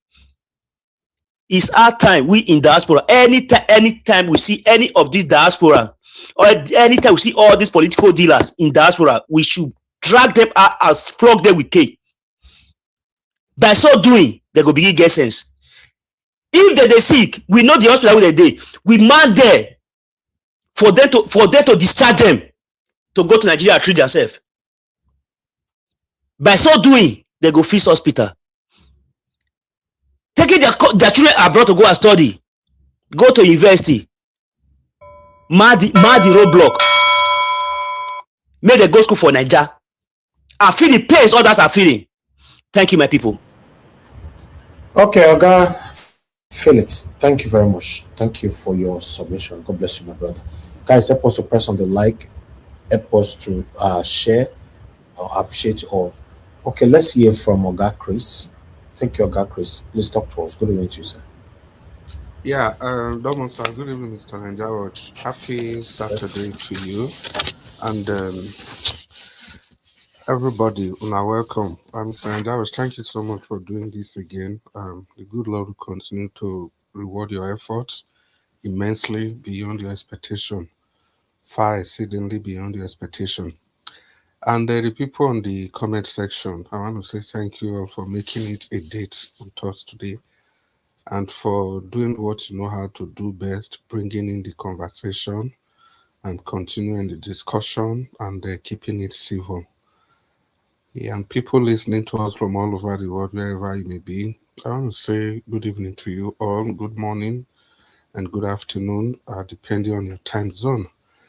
And Mommy Diaspora, thank you so much for everything you do. The good Lord continue to bless you, grant you peace, wisdom to continue to do more, endless strength that you may never be tired of the good work you are doing. People with me on the comment section, Oga Jonathan, the only one and only our dream nation, I greet you. The Pao Dua, Domosa, Pa Feliz Domosa, and our evergreen brother, Abdul Malik, slowly. He always delivers the points. Now, welcome. And the silent people that listen to us, you don't call, you are just there. We want to thank you, we want to appreciate you. And hopefully, believe one day you'll be able to make it to the comment section or you make it to the panel. But we trust that you keep sharing the broadcast, you liking the broadcast, and using the $sign, become a member of this great channel because this is a talking point. Without our voices, everything we are doing here would just be like a drop in the ocean. The more the merrier. Now, well done. Una see, sometimes I don't know. Sometimes I just listen to analysis, discussion, and I just come to the conclusion that probably we are not serious, or probably we have a motivation, something that's driving us as a nation. I don't know if we are still talking about whether Fulani people they want to take over Nigeria or they are going to take over Nigeria. I don't know where that is coming from, sincerely. I don't know where it is coming from. So now they tell me say 6th June 2026, the debate is still whether Fulani want to take over Nigeria. I don't know. Woman belle don already reach 6 months. People they ask whether you sure say that woman man don't touch him. Fulani don't take over Nigeria. We still dey discuss whether they want to take over Nigeria or not. And I'm even is it when very dark man go come talk him? Is it that the things where we they talk for here, it's not important enough? Because I don't see the analysis very dark man gave that we in this panel, that nearly everybody, almost everybody in this panel, they have touched on those analyses 100 times over. Because what did it surprise me? Okay, for example, I don't ask this question at least 10 times for this panel. From 1999 till today, tell me any other tribe for this Nigeria, any other tribe that has been so positioned in power than the Fulani people. If you even leave this election, now maybe we leave this 2024, 2026, where we want to do so, or let's say 2027, leave this election, even look at 2031. Who are the people that are already in contention to become your president, your vice president? Can you count the number of people that we know will be contesting today. 5 years later, count the number of people we know that will be in the race, and you know, count at least 2 formidable Fulani people. At least 2. At least 2 formidable Fulani people. They are already there in 2031. May we leave this one. 1999, and they there. It's either their president or their vice. It's either their president or their vice. If not Tinubu, will constantly change the status quo since 2015, when Buhari came. Not even when Buhari came, since the days of Jonathan. I think when Jonathan, even the first election of Jonathan, since that time, na Fulani they determine who they head on an electoral commission. And you people know how powerful that institution is. It's so powerful. That institution is so powerful that irrespective of how your vote went, only one person there can decide who becomes the president. It was at Jega, the radicalist that Jonathan appointed. Jega finished. The next INEC commissioner was another Fulani man, because that on its own was supposed to be an aberration. How can a Fulani man be president? And he made another Fulani man the chairman of INEC. And this is part of the stupidity. Well, can I say stupidity of Jonathan now? Billy Jonathan was just trying to do the right thing to balance the equation according to the dictates of our constitution. You are there from the south as the president. You get somebody from another region. But he ought to have calculated that he is contesting against a Fulani man. In that case, let him take any other person from the northern part of the country. Because that's why I keep blaming the elites. Anything that's going to the north, now Fulani people, they look towards. Like somebody already said, these people are just, how many are they across the whole Africa? Not to talk about in Nigeria. What is their population? That we so fold our hands to allow them to dictate everything. What are they saying today that Nnamdi Kanu didn't say about this Fulani incursion? T.Y. Danjuma said so. This other man from Kaduna that finally mysteriously died of COVID, he cried and cried and cried. And guess what? When people cry, it is still people from the south. Now I'm not talking about the southwest. It's just people from the south that will come in defense. Oh no, it's one Nigeria. You can't be saying this. You can't be saying that. It's causing division. See, the countries that these Islamic people took over all over the world, that was how it started. And Madam Deborah, thank you for bringing it to the fore that the whole of this Middle East, you people call Muslim nation, this was how they were taking over. I think Oga Jonathan emphasized that point. There's a movie, because people, anything where person they talk, people, there's a movie on Netflix, Constantinople, how they took over Greece. It is nothing more than violence. It's the same pattern. It's the same thing. Go to a community, use terror to chase the people away, and you take over everything. Rename those places. In Nigeria, when I see they talk, the whole of Kaduna South, during the time of El Rufai, ably supported by Buhari, then how many times we don't talk am here? Then go village, chase everybody for that village, buy the people where they want buy, rename that village. Those villages are renamed and gazetted in the laws of the state. And then Rufai did there as the sitting governor, supporting all these things. And we are still talking about, we are still proposing theory. The people have told you exactly what they want to do. It was Ruga first. plant them across all the 774 local government of the nation. That failed. And who were the people championing it? Osibajo, or 4 person. It was the one in charge of that, Mr. Ruga. If una don't forget, he was in charge. So I don't, to be honest, I don't know how to say this again. Every time we make this analysis, what we are saying is that people have said it. The facts and evidences are there. Let's stop this speculation. Let's stop this speculation. They have already taken over your country. Name any parastatal. I have said it, even in corruption or in anything. I mentioned one thing.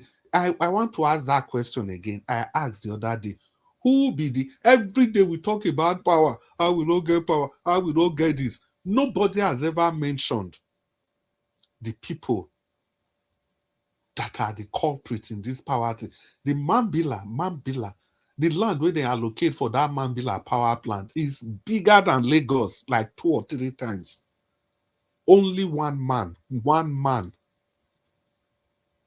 ate all the funds that were supposed to meant for Mambila power plant. Just in Buhari's tenure. Who waiting be that man named till today, nobody know. But Dezan in name, there everybody leap. Dezan in name, there everybody leap. May we even leave that one. This other Nigerian Nigerian aviation, who carry money go Ethiopia, just go paint aeroplane. They flew in the aeroplane to Nigeria and flew the aeroplane back. On the eve when Buhari was leaving, that man till today, nothing. And the whole lot of them like that. I don't really know. Oga let's not there, and I could say that who has bewitched you people.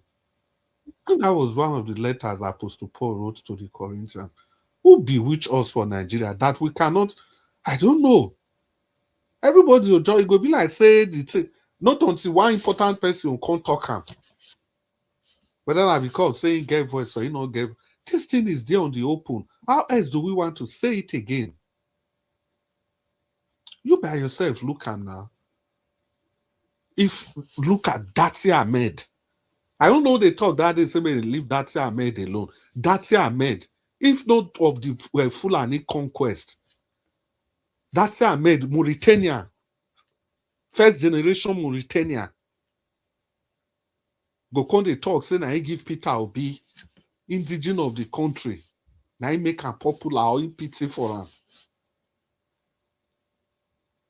Is that not an aberration? You just came to Nigeria. How many? See, if we would talk about Fulani, there is the one that came in 1805. Not be even those ones we they talk now. That's how I mean people, they just came yesterday. In fact, his brother that's the chairman of PROP, those ones they strode into Nigeria just yesterday.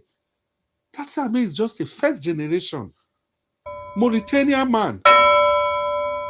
He knows how now they do Peter Obi, if not be him, now he make Peter Obi popular or whatever.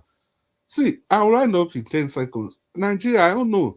Time know they reach to talk all these things. Make una wake up. That's just, in fact. Thank you, Mr. Nigeria Watch. He's saying the pity for Peter Obi. Saying the pity for Peter Obi. And a pity in PTM and all that. Who know that you made before? If not because of Una even know what that thing mean. Una even know what it. Not even say the pity for Amo. He went ahead to explain. Say he know the barrier where he break before they fear accept Peter Obi. That is to tell you we are not citizens in our. To be honest, I did not expect this from that Ahmed. Let's be honest. I didn't. No, he's speaking the minds of the Fulani people. That's who be you. Who be you, Southeasterner? Now we be Fulani. Now we get the country.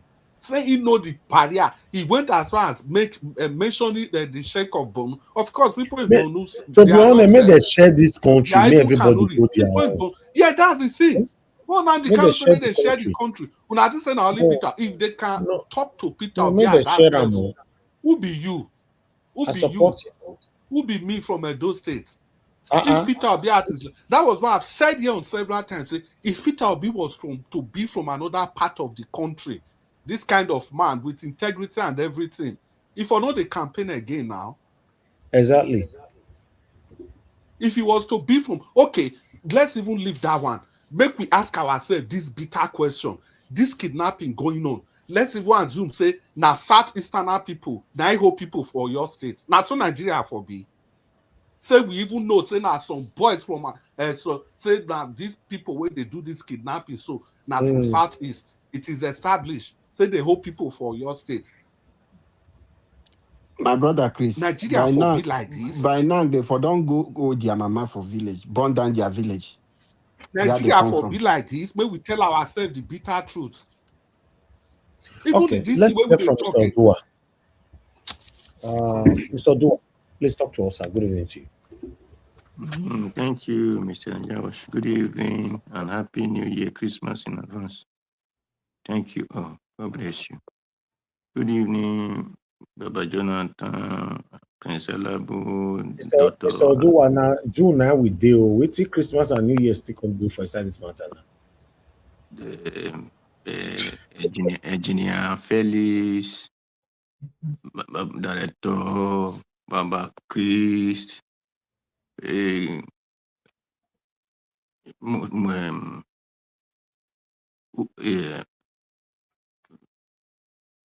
Afa, who is okay, Andu Malik. Thank you very much. Good evening, Mommy Diaspora. Thank you, ma. Happy Saturday. Thank you. Happy weekend. Good evening, commenters, listeners, and viewers on the passerby. Happy weekend to all of us. You see, me, I doesn't know how to sing Peter and Paul, but I can only sing Fela. And you see, my people, they fear too much, and they need good life. The fear when they fear, I just buy house, I just marry, I just bunker, I just do this, I just do that. So how will they get the good life when they are looking for? And another person I love about it, it's Sarafina of South Africa. Freedom is coming soon. So these are two people I love their music, or plus one of our late brother called Lucky Dube. Say I'm a prisoner. So this kind of song that give me joy, and these are kind of people I call celebrity. So life doesn't happen to people by mistake. Life happens for people to learn and do the right thing. That is why I respect when human with humans, not this robot that we are having today. Because when human with human, we believe on our languages, we believe on our dignity, we believe on our religion, which you might call it traditional cultures, whatever name you might like you give to it, but that is our religion. We believe on it, and we know that when bad is bad, when good is good. But because people have become robots, they are not inferior to themselves. That is why if you don't know how to talk English, you are not human being. Oh, it's illiterate. They because they are robots, they are slaves to another man language. That is why they adopt the culture, they adopt everything about white man. That is why they love criminality. That is why one person said, I'm representing you people, he's representing his spirit of his great grandchildren yet to come. The people he said he represents, he will neglect all of them. He will be seeing them like grass cutter, or see them like a bushmeat, or even the feed that is in the bush they used to feed cow. Because the only solutions to all these things I am seeing, nobody should say Nigeria have soldier, because we doesn't have soldier. What we have are terrorists. The so-called soldier, they are the terrorists. The so-called police, they are the terrorists. Or the way the Nigeria said, enough is enough. Because you cannot tell me that the soldier that we see my brother in this from the south, they will beat her with a soldier uniform, they will beat a lot of him. The same soldier we see his brother from the north wearing the same Nigeria soldier uniform. He will not talk. Not to talk of it, we see him carrying gun, he will not talk. Until the certain people wake up from their foolishness. And it is political will. There is nothing like political will. It is your uselessness that make you to call political will. When you say enough is enough, you are on the street. You want to know the reason that soldier will come and throw tear gas on you. The soldier will come and shoot live bullet in your place. And that soldier cannot shoot his brother, cannot throw the tear gas in his own brother in the north. Then you enter soldier, they will say you are obeying useless command. The man will not send you to go to your brother. They will tell, give them uniform, give them gun. He will tell you when they will to delete you. Then you say you are serving the country. You are not serving the country. When they say, our Nigerian soldier, they are trying. No, they are not trying at all. Did you think when they say the delete soldier will be pitying you? A certain man, you went and died in Kano, you went and died in Sokoto. I will not pity you. I say, oh, you are stupid. You die out of foolishness because you enter to defend the South. You did not enter to go and defend Sokoto. If the Sokoto died, then they could not use who defend them. Then you cannot become a support to them. Not the Sokoto man is heading you from the South. You from Oyo, you from Abakaliki, the one from Delta, the one from Bayelsa or from Edo, or even from Kogi, they will not send you to Kano. Then they say, oh, they just kill you now. They will, which war? Which war? Which war? Tell me. Until we wake up from the South, until we drop that fake life that we are calling English, everything about English or foreign land that we are operating on, until we drop it and return back to our resistance spirit and say no. We keep on shouting on social media. Social media doesn't help anybody. Social media doesn't fight your fight. Social media doesn't stop them to kidnap your mother in the farm or kidnap your brother in the expressway or even kidnap students children in primary school or primary or secondary. Social media doesn't stop that. The only what stop it is enough is enough. If these people in the north can carry gun, we in the south must carry gun. Must, not we must. That is the only solution to it. If you say, hey, come out in, men attack, you people are not attacking, my dear. If it is by talk, maybe parrot or dog, they will be the one they are using to do president or even doing this journalism. Because these people know how to talk. Dog can shout from here to dating next year without stopping. When parrots start talking, we talk, we just talk. The only solution to life is action. And action speak that like that voice. Is that not what they say? On the ground. Our tradition, there is something we call adenomo, agege, unhuabo, bifemi. These are those things that South Africa are demonstrating to this, our tradition. We live it. We are not following one book who tell you, don't worry, let them cut your head. If they slap you this side, give them the other side to blind your eye. Then because there's one man waiting for you, that you are going to enjoy it. Those useless mentality they put on our people. But we say enough is enough. How will you tell me that they kidnap people in primary school or in secondary school? They took them on the ground. A soldier man that can hold my brother, who they say do Yahoo, or the abuse person in social media.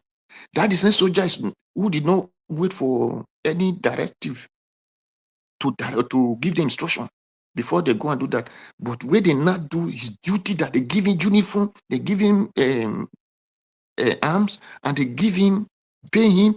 When he now come to the duty to do that, he's now waiting for command. Who is the civil or police They are not waiting for command. But they want to go and be beating a bus driver on the road. They don't wait for any command. What thing we said no?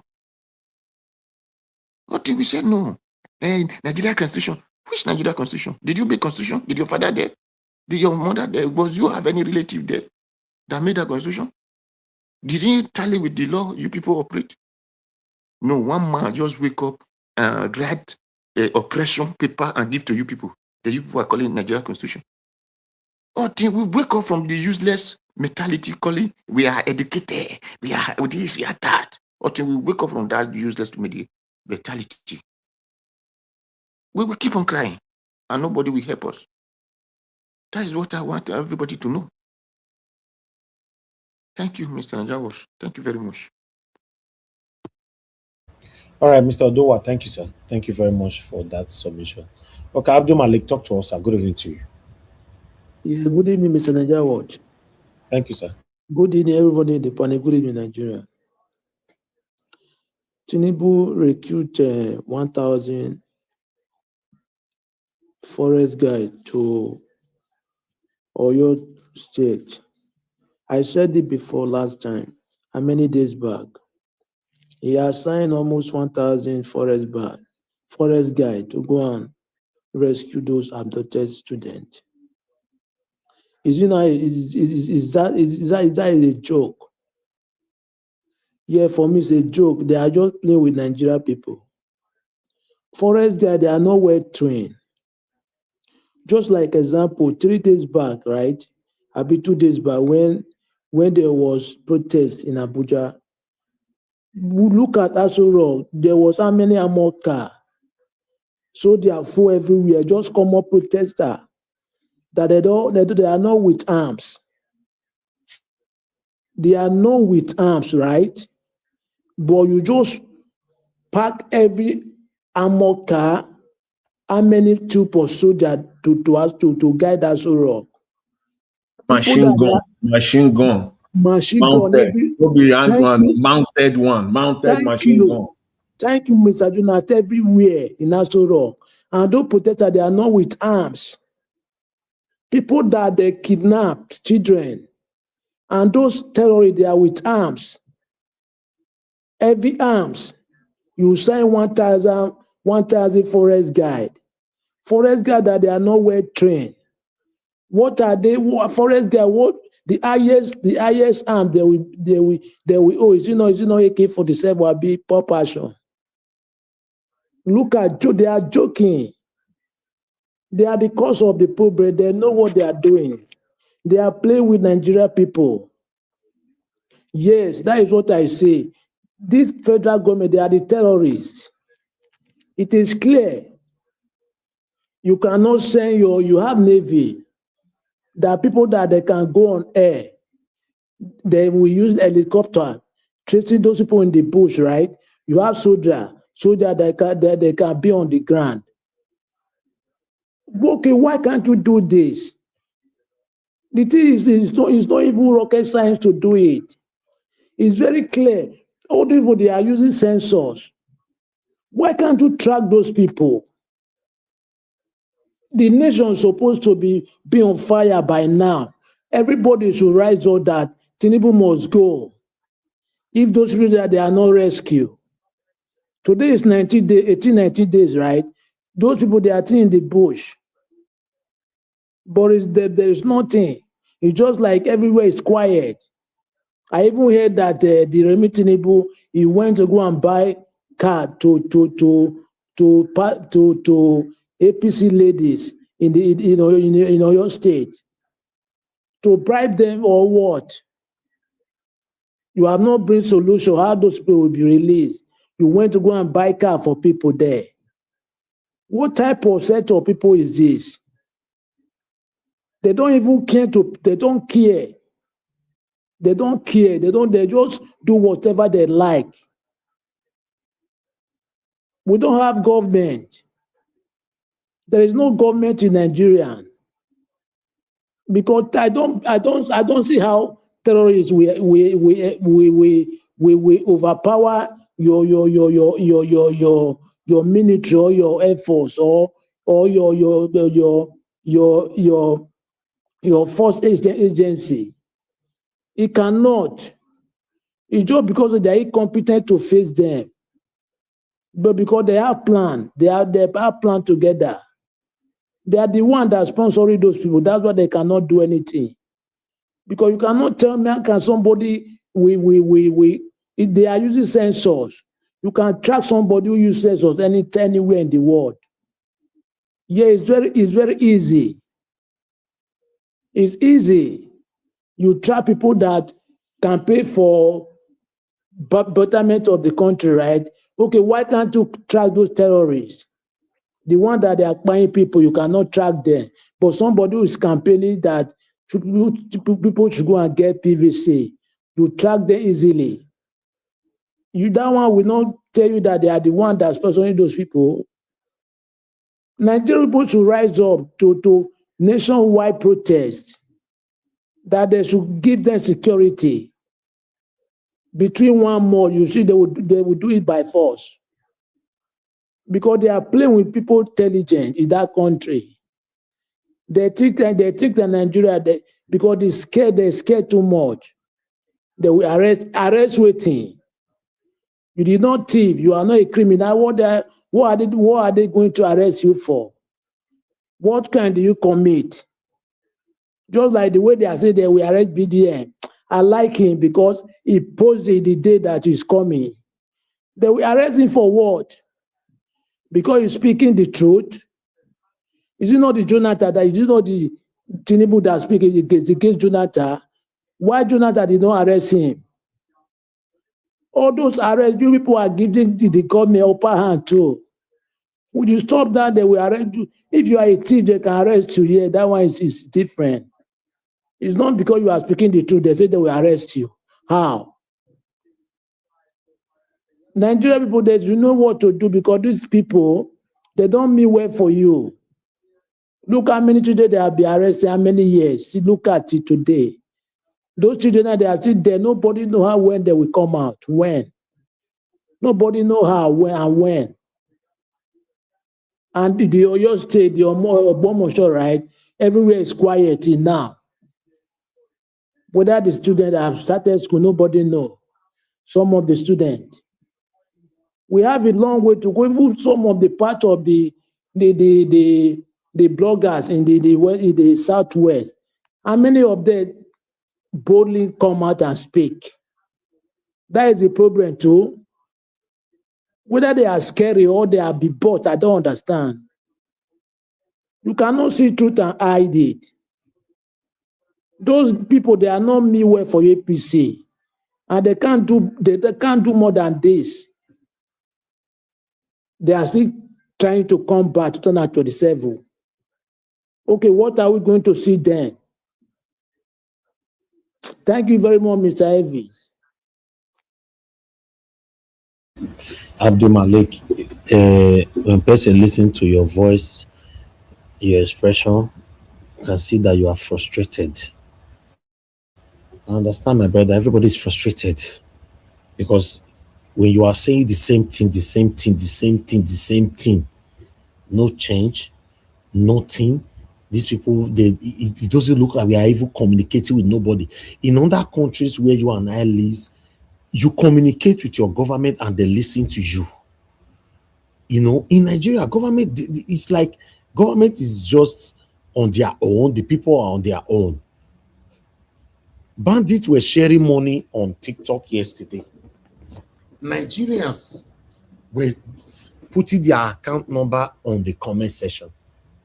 You know what that means? These are the same Nigerians. That one not a topic on his own. That one. See, Nigeria Watch, apart from putting an account, some people were also giving. They were using the dollar sign for kidnappers. Right? Some people were pasting their account number. I say, okay, Mr. Nigeria Watch, you will tell me now that the government, they cannot track that. How? See, you know, Mr. Elvis, you know the end result of that one where you just talk now. If I explain the end result of that one, it will shock everybody. See, when you start seeing something like that, very, very soon, terrorists go register their own political party. Of course But now. no, wait, Naija Watch, oh, Naija Watch. May we dey realistic. Now we say people for TikTok they give account number, but our Yeah. own government they so close. They give Swashobi give convicted Boko Haram people. This Give them, they pay them No, do salary. you No know be there why? you Do show one you do video. you know why? Do you know why I have to talk about our people? The same people that you and I are trying to sensitize to tell that not to take 5,000 naira to sell their vote. Now they put account number for bandits. So how do we change the mindset of these people? You cannot, you can, it's the government. The government So is does it mean responsible. TikTok themselves cannot see that terrorists are the one going live on their platform? They know they see them. When me go your post something where music follow like this, they go they sanction me. Eh? People wey carry a dagger, carry AK-47, you they see them, una know the band. In fact, the whole world is You just. see, that's what Mr. Elvis, I say you open another kettle of fish completely. You see, the social media like this, they are also part, they are part of the problem confronting us because of their bottom line, the money they are making. They are part of the problem. Nothing stops them from sanctioning all this kind of group. And Nigerians, the way Yes, very. Nigerians went on World Bank, bombarded them. That's how they need to bombard TikTok. But And the truth, TikTok, all these the social truth in media all platforms. this, the truth in all this, you see this TikTok not do anything. All those ones now to the extreme. In the first place, if we as a nation, if your government prevent all these things, we don't even have the opportunity of going to TikTok. So you But want to me say, it don't happen now. so you want to tell me say the billions and billions of naira where they give these people since they no fit put tracker for any of those money, or they no even fit put chemical inside It those don't money. happen, When it don't those people, happen. You know waiting the terrorists now. Waiting they won't do now, they want to create. This is the beginning of it. They know what they are doing. What they are trying to do now is that they want to be caring for people where government, where government has failed completely. They want to Mr. take. Jonathan, Yeah. let's talk for 1 hour, amongst yourselves, Okay. and so that All we right, round up. understand. Saturday, I Okay. give 1 hour. In Thank you. exactly when it's just exactly 4 hours, it's 3 hours now. I'll end the show. Thank you very much. Let's address this. Okay. So, Mr. Jonathan. So let's do 10 minutes. 10 minutes first. Mr. Chris, you want to do that now? yeah. Well, as Oga Alabo talking, if we do 10 minutes, Oga Alabo, we go dey dangerous. Maybe somebody fit come. Yeah. You will. So maybe start. Yes, 1, 2, 3, 4, 5. Yeah. Are you the real analyst? That is 50 minutes. If we start with 8 minutes, it will be like 40 minutes. So 1, 2, 3, 4, 5. Yeah. So 40 minutes, because people go interject, people will get something to say. So, Oga Jonathan, make you All match right, that. now thank you. You see this last topic where Mr. Elvis talked about this thing. I heard that thing. I've not seen the video, but I'm hearing like this is the second or the third time that I'm hearing it now today about people, the terrorists sharing money. If you go to this country in what's it called now? Lebanon. In Jonathan, Lebanon, sorry. the Mr. Hezbollah. Mr. Jonathan. Yes. Tell Nigeria Watch, the Black Panther, they ask for link. Okay. Make you help them. Many can scatter Okay, water for us. Mr. Elvis. Yeah. Okay. All right. See, All right. No worries. If in Lebanon, Hezbollah, the reason why Hezbollah is so popular and strong in Lebanon, they only control a very tiny portion of that country.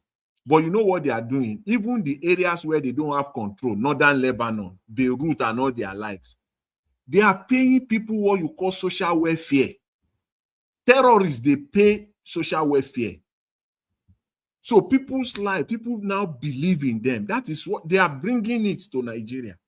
Very soon, you will see these terrorists now. They will be paying monthly allowance to poor Nigerians. And this is how the people now will not have they will have the support of these people. That's what they are doing.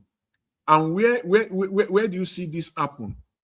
Environment or space where the government originally has failed in their own primary responsibility. What do you expect? What do you expect? It's like parents who abandon a parent who abandon his own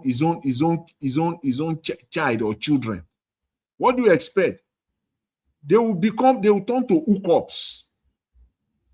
You abandon them. They are living in shanty houses, not well fed. They are not well educated. Some of them are dropout at the very best. And one guy will just show up with 20,000, 30,000 naira because hunger has completely taken, wrecked them. So anybody can just show up with anything. That is what is happening in Nigeria. And that is very, very dangerous. I said it. Very soon, very, very soon, they will have a front that will go and register a political party. If there is anything we still call Nigeria, they will register a political party. And guess what? They will have huge followers. Guess what? They will be having members in the House of Assembly. They will be having representatives in the Senate. These terrorists, because this is it. When they start giving people money and people are accepting their money. Yes, there are Nigerians, and I said it, millions. I don't need to even millions of Nigerians who accept their money without blinking because of the level of poverty in that country. And for me, it is the government and the government alone that has to be blamed. The government of Nigeria, completely complicit in this whole thing. When a Canadian court, a court of competent jurisdiction, described the ruling party of Nigeria as a terrorist organization, you think if you take that lightly, then you have a problem. That's a serious one.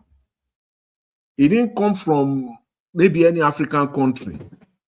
It didn't come from any maybe opposition or whatever that you can just trash. And since that comment was made in a judgment, it's not that it wasn't just a comment of a judge. If it were just to be a comment, when a case is going on in the court, the judge will interject from time to time. He will make a comment and all the rest of it. All those ones can be discarded. But when it is written in the judgment itself, it is a document. It has become a document, well-established document, describe the ruling government as a terrorist organization. And you look at what is going on. Everything points to that fact. The judge did not just sat there and just, wrote that down from nowhere. It must have been from intelligence. It must have been from well-researched work that he came, I think he's a man, he came to that conclusion that the ruling party in Nigeria is a terrorist organization. We're just deceiving ourselves in Nigeria. Their country is just so unfortunate. As wealthy, well endowed Nigeria is, if not the wealthiest, I would say one of the top 10 wealthiest country in the world is Nigeria. Talk of the natural resources that is not there. Just mention one natural resources. I don't think there's there's no natural resources that you will not find in that country.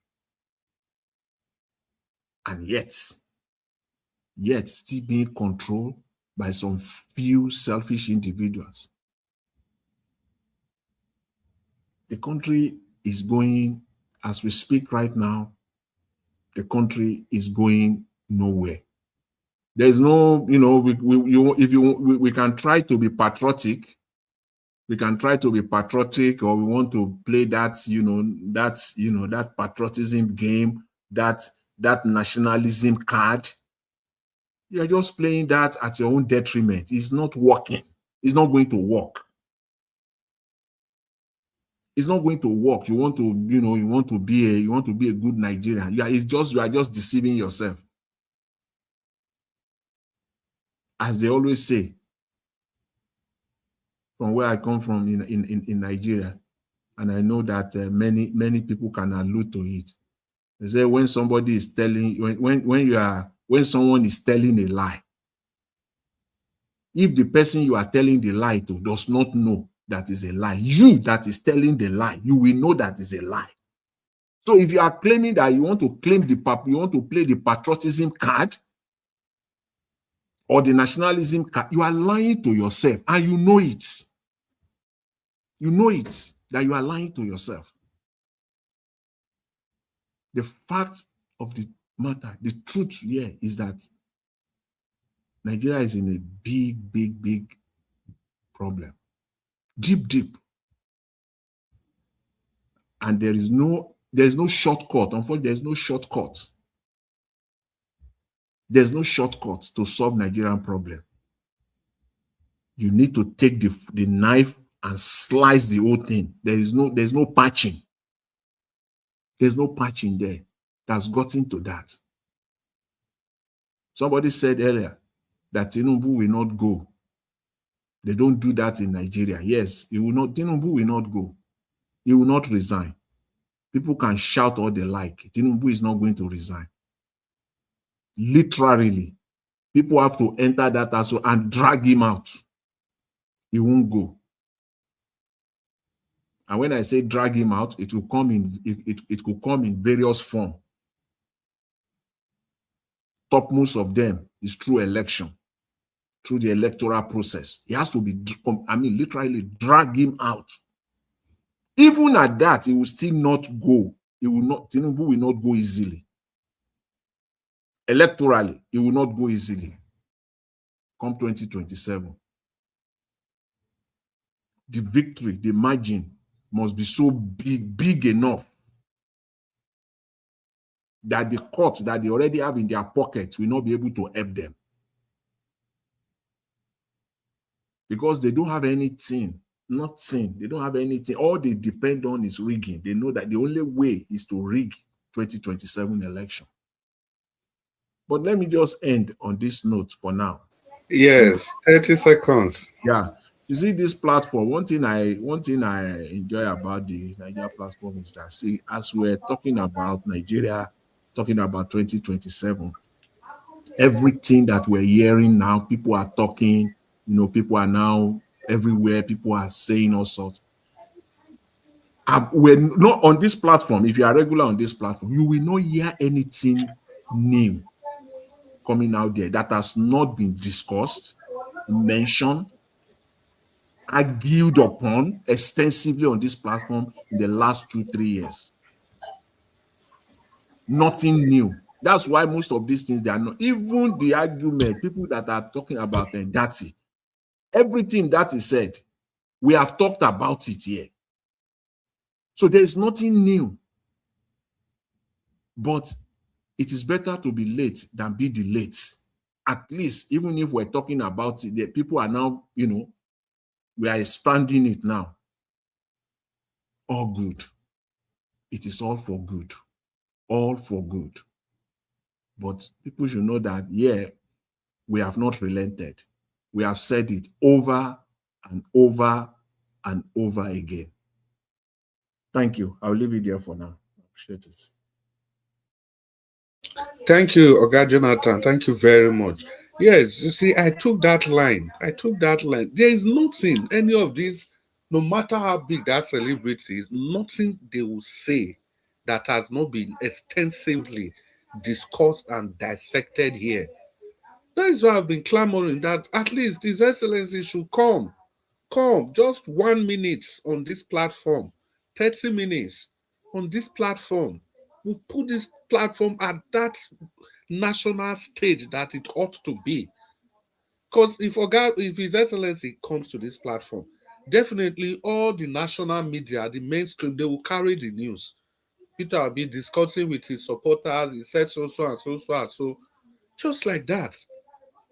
Now, these people go talk now, go be like, say, they are very clever. They have said this before. Not knowing that what they are saying, Nigeria was don't discuss am 3, 6, 7, 8 months ago. I beg, maybe continue. Oga Alabo, if you did there, maybe you fire on. You get 8 minutes. Black Panther, we still expect Is it, you because you get where you is go it reach. Only 2 minutes you take. Mr. Thank you, Mr. my Chris? brother. Mr. Chris, please, Yes, sir. Mr. Alabo, maybe anybody wants to touch on it. Maybe I'm right, maybe I'm wrong. Is it that Mr. Peter Obi is afraid to come to Nigeria Wash? No, I think the issue is this. People around him, they don't want, probably, I believe they don't want Organa and Jawas to be, to come into that inner circle. Maybe that's just it. They are trying to drag his attention because it's very simple. None of them, I can swear, none of them is doing what this station is doing for Peter Obi. Because every single day, Oga Jonathan, for years, this platform must proclaim the authenticity of this man over all the other candidates. Which other of his supporters they do that kind of thing? So the fear in my own calculation is that if Peter Obi come here now, his team go follow and come. Somebody go tell and say, you see this platform here, you go hold them strong, go. And it brings Nigeria Watch into the inner circle. Immediately, in that way, some other people will not be, they will not, what's that word again? Some other people will not be pushed aside automatically. So, obviously, it's okay, who never come here of Peter Obi supporter, who never come here? Okonkwo has been here. Aisha Buhari, Aisha Yusufu has been here. Which other man again? The Kaduna man, the Peter Obi side man that's always there. This man from Kaduna, he has been there. He has been here. So what is so difficult? If these 3 people, let's even assume one of them, these 3 people, they don't come. So can they not say, oh, guy, you must go to that platform? But obviously, this place is the word I was looking for. So if this man comes to this platform, if you see what there, I thank you, sir. Thank you, Jare. Why should I have forgotten his name? So they'll tell and say, okay, if a guy come here now, not be apart from those people where I mentioned now, Peter Obi go still get other people where nobody they see, where they follow and where they listen to them. Maybe those are tell us, so you see that platform where you go, there's no platform like that. Too. There's no platform like that. Try get hold of that platform. And Peter, we call Nigeria Watch now, whatever it is, automatically can't take those people place. Because if not, tell me which other media, tell me which any other Peter Obi supporter we do this kind of work. Every single day since March 2020. 1 minute left. Since March 2022. Chris, Oga let's Jonathan, move. now we date it today. Every single day promoting one person, no broadcast. Even the day when they go do social broadcast, talk about marriage, talk about this thing, somebody must project the image of Peter Obi. Nobody has given him that kind of publicity in Nigeria. It's time to be corrected. Oga Alabo, please open your microphone. 8 minutes. Thank you, sir. When we talk about this sometime, I am just ashamed to even say some kind things because I know some of us, how much effort, different platform, we have tried to do that. I've tried. Nigeria what you understand. Even as I'm talking to you, I don't allow Eunice arrest, neither His Excellency. Some of us, we are pushing it.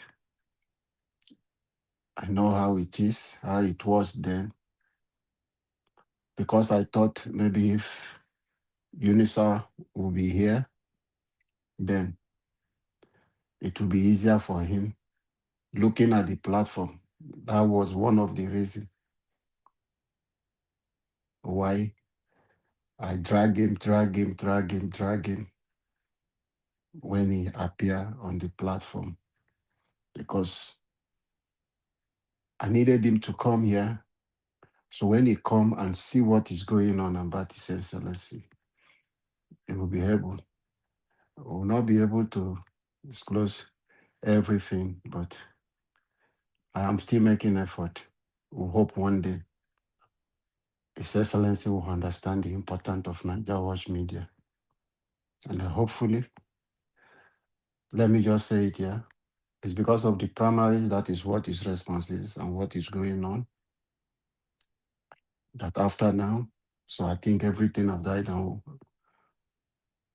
I will still continue the push. And I hope His Excellency will be here, hopefully. I will still drag Eunice Atanko, let him come again and speak for himself to tell us why he made the promise. I've mentioned it to him in private. You promise people something and you've not fulfilled it. We stand for light.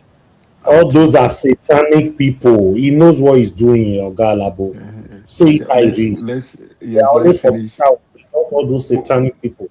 But let's finish. I'm just hoping to finish the cycle. I don't want to just call anybody anything, any names. I'm still following up with them. But I hope let him come first. Primaries has ended, everything has ended. I just want him to come first. I'm not pushing for His Excellency, and I want him, Tunisia Tanko, to come again. At least let him come and answer questions with pending and promises he has done. And I hope he will come. I will follow him up and make sure that happens by the grace of God. Because there are a lot of questions we asked him then, and he answered us and reassured us that so time this will happen, this will happen. So You know come the to one, explain Mr. to us Alabo, what you know happened. the one that I will even love the most. Yeah. The one that Yes, I will love the most is just on a regular Niger Watch broadcast. The phone rings. Mr. Elvis picked the phone and he says Peter will be on the line. It will happen. I see. That one, Oga Mr. Elvis no expect him. Nobody expect him. Oga Jonathan, before you Yes. land, God will bless you for that one. I have never thought of it like God, this. God bless you, Oga Jonathan. Let Alabo be black there. If you reach Tinubu matter, all they say, may you wait. You don't want to call anybody name. If you reach our own, go to put that for man to talk. No, give her a chance first. Somebody that came to this platform for almost 2 years now, you are still saying you want to give him chance. If this is how you are giving other people chance, the biasness we embrace. No. Mr. Elvis, you know, understand. You know? What I'm saying is that I want him to come back. He has Come given his where? word. Is he a dead human being? Come where? Somebody who promised something for the past 2 years. If you cannot call Yeye Tanko out, why are you calling Tinubu out of this platform? Why are you displaying your hypocrisy on the public place? Yeah, Mr. Elvis. He don't even go this hypocrisy. Mr. Elvis, No, I'm that's saying what that they you are talk doing about. now. Can't you see the way you are talking? Feel like saying the I pour water for your I mouth. talked about Eunice Atanko here. It's based on See, we Oga have Alabo, had I beg. series of May I quick land? conversations. Oga Alabo, may I quick land? Hypocrisy too much, man. See, No be Oga hypocrisy, Jonathan, I don't know where you Mr. get Niger that. Watch, calm down. Alabo, wait. Oga Jonathan, I don't know where you get that inspiration from. See, people, no matter how busy, and I've never thought of it like this. And Please, people listening to this, it is pause clear. my No, time. Oga Alabo, My time. it is clear. Pause I my pause your time. time. It is clear with this thing where Oga Jonathan talks. So it is now 100% clear, unless you are biased, that they don't want this man to come. If he's so busy, see, 10 seconds. Good evening. It's me, Peter Obi. I just want to encourage all of you for what you are doing. 10 seconds. God will bless you, Oga Jonathan. Oga Alabo, continue. Now the thing where Donald Trump take finish Americans with that, where people they support and they don't even know why. The guy just they call to all radio shows, not even this radio. So you see some That's radio. what Aswe Igodaro did. That's what Aswe Igodaro did as well. In Edo, it was everywhere. Aswe Igodaro was calling me back to back. Yes. He go say, my guy, what's up, man? My guy, what's up? Oh, yeah, put me on. Do this, do that. Those of us, those of us, want to come and do what? Those of I'll us, go sit down here and say, hello, Tanko, how are you doing? Wait, I want to follow Tanko talk. It's not because of Peter Obi. Tanko not just that way that they swear for every day. You say, I want to bring Tanko back. come here. Hey, the same thing one go bring up. Person we come here almost 2 years ago.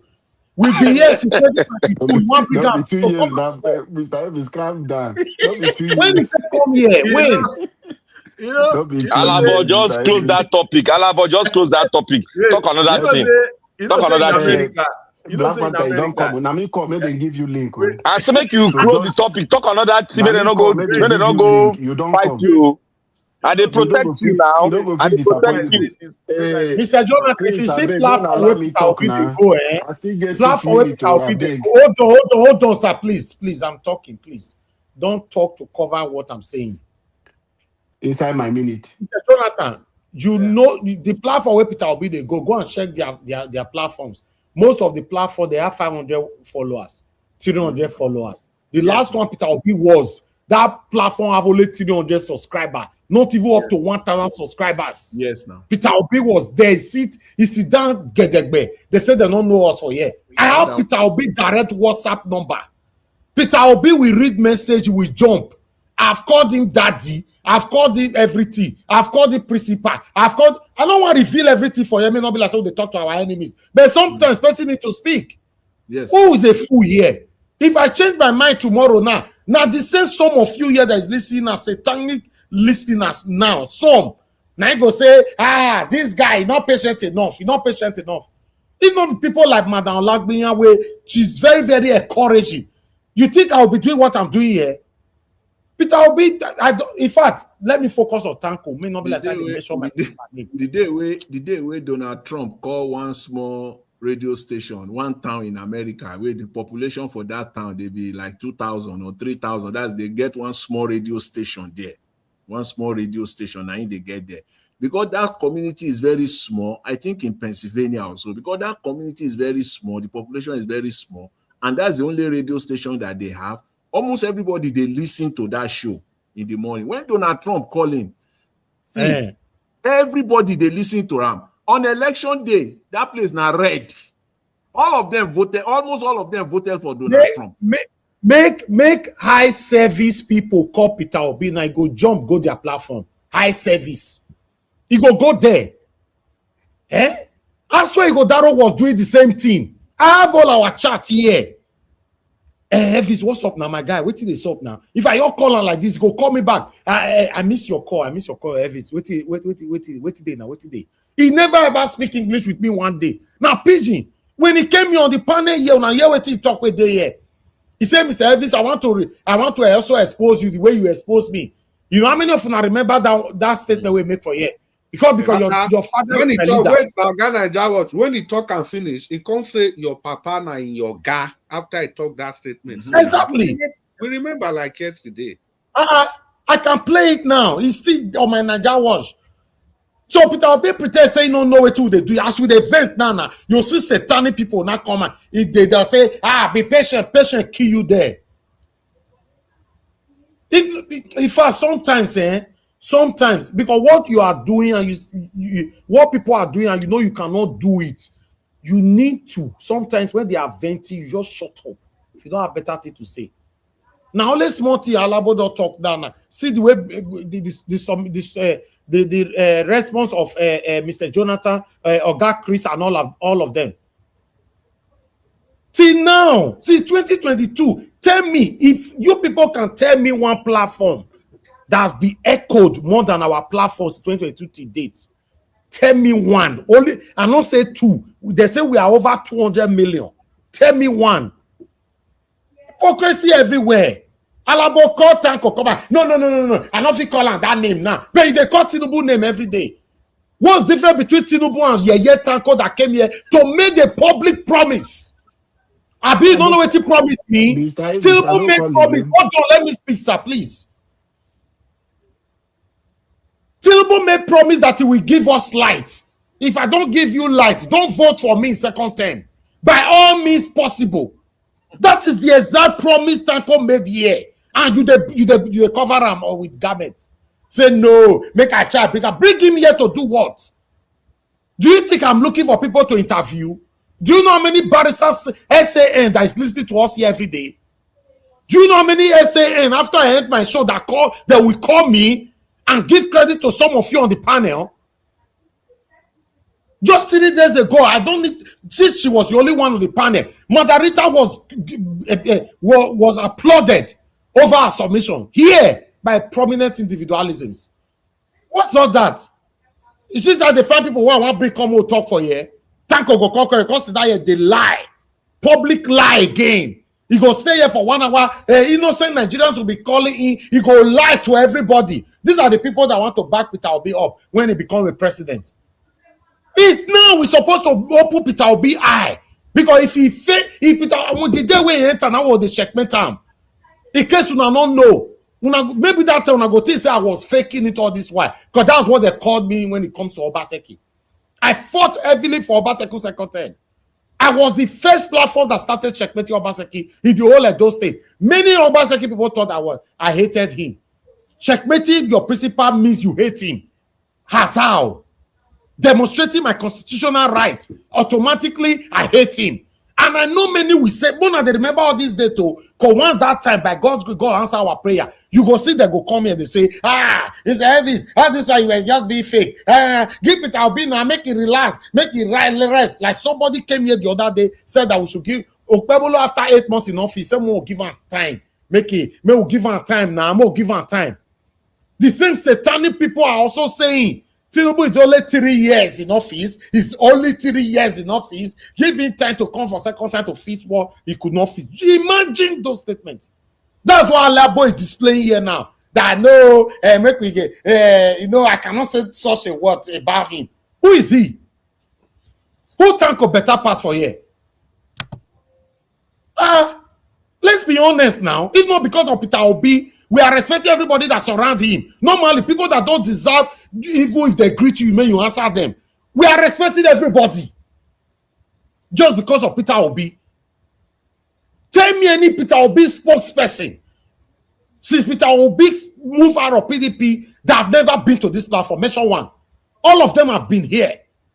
All of them have promised synthetic, fake promises here. Aisha Yusuf have been here. Abdullahi have been here. Tanko have been here. Kenneth Kwoko have been here. Mention them. Dr. Mo have been here. How many? I want to talk. You are saying, okay, no, I don't feel call hypocrisy. Where would they demonstrate? Now they make me verse right now. Not even Peter because of Peter Obi again. Because if we talk about Atiku now, everybody can use their 8 minutes properly to destroy Atiku. If we talk about Tinubu now, you can use your 8 minutes. I go even ring bell. You'll say you need more minutes. But when people say go reach our own way, no, they do well. Everybody go quiet, like say they use me to town amount.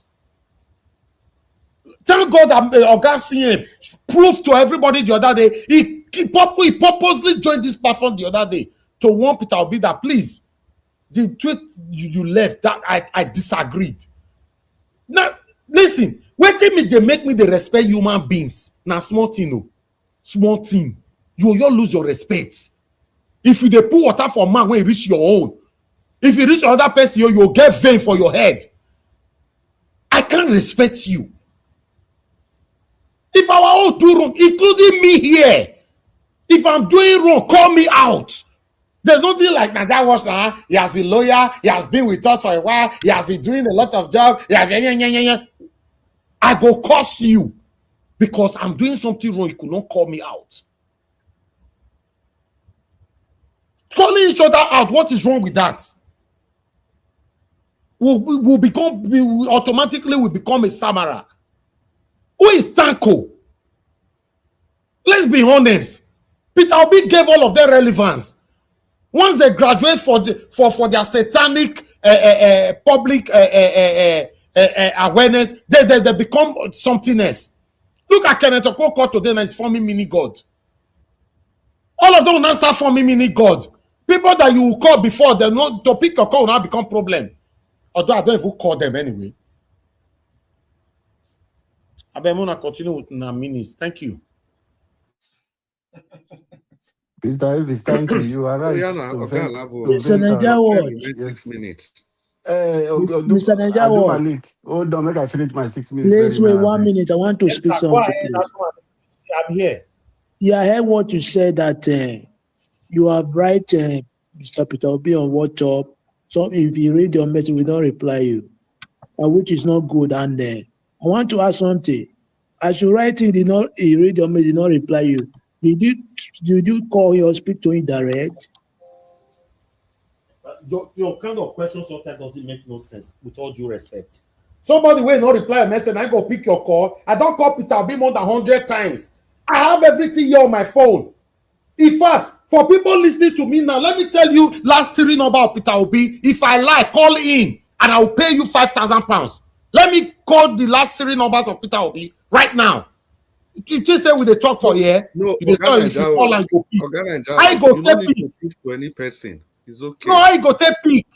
Naija watch, it's okay, it's okay. It's okay. Don't go far. Leave it. Don't prove to any person. Now sensitive information, don't share them. I beg. No, I'm not giving his number out. Peter Obi last 3 number is 686. This is personal number, not be PA the picker. Anybody listening to me now, 686 is his last 3 number to his number. What are you telling me? That's why I don't send numerous, of course. Even some prominent people and some SAN don't talk to Peter Obi, they reverse back to me. And I don't talk to him. I don't talk to him so many times. I don't know why he's still not on your platform till now. And me and him were in an event yesterday. I talked to him, and this I say, okay, yes, don't worry, we'll be here. I talked to him. You know, they want even show me. Look our call now. Look this. Look, not be everything they talk on air, man. And you don't know every logo of Nigeria Watch. I don't send that to them. Una submission here, I don't send that to them. There's a submission. Some of you here, I don't want to mention it. That some of you will give here will be so deep. I will cut that part. I go send that to them. Every some information we want to give for here concerning Emeka Ike, I screenshotted it. I sent it to Emeka Ike. Emeka Ike listened to it. He was so happy. You think we are just here? We have work we are doing here. You get some wonderful information here. We replay it. We re-upload it. We bring it out. We send it to the appropriate channel. At the time, the person deliberately don't want to come here. You say, main wishes and wins are call and I go the platform. I beg Look, mommy, they call you, Oga. Sorry, sir. I know. Mommy, they call you. I talk to mommy. Yeah, I beg this Peter Obi matter, I beg. Maybe we just leave and maybe we not push Oga Naija Watch go talk some. We already know the truth. Maybe we just Oga Labo, you get 6 minutes. We already know the truth. And again, Oga Jonathan, thank you. There is no explanation. It's simple. Now me, I know so now they will not do well. I never get time take on 10 seconds. God bless you, Oga Jonathan, I beg. Thank you. Like my own, I will not stop. I will keep pushing because it is not fair. That is what I was saying here. We are making every effort for it to be clear because there are some things we don't want because we are pushing our principal to get there. So there are some things we just try to manage what we can do.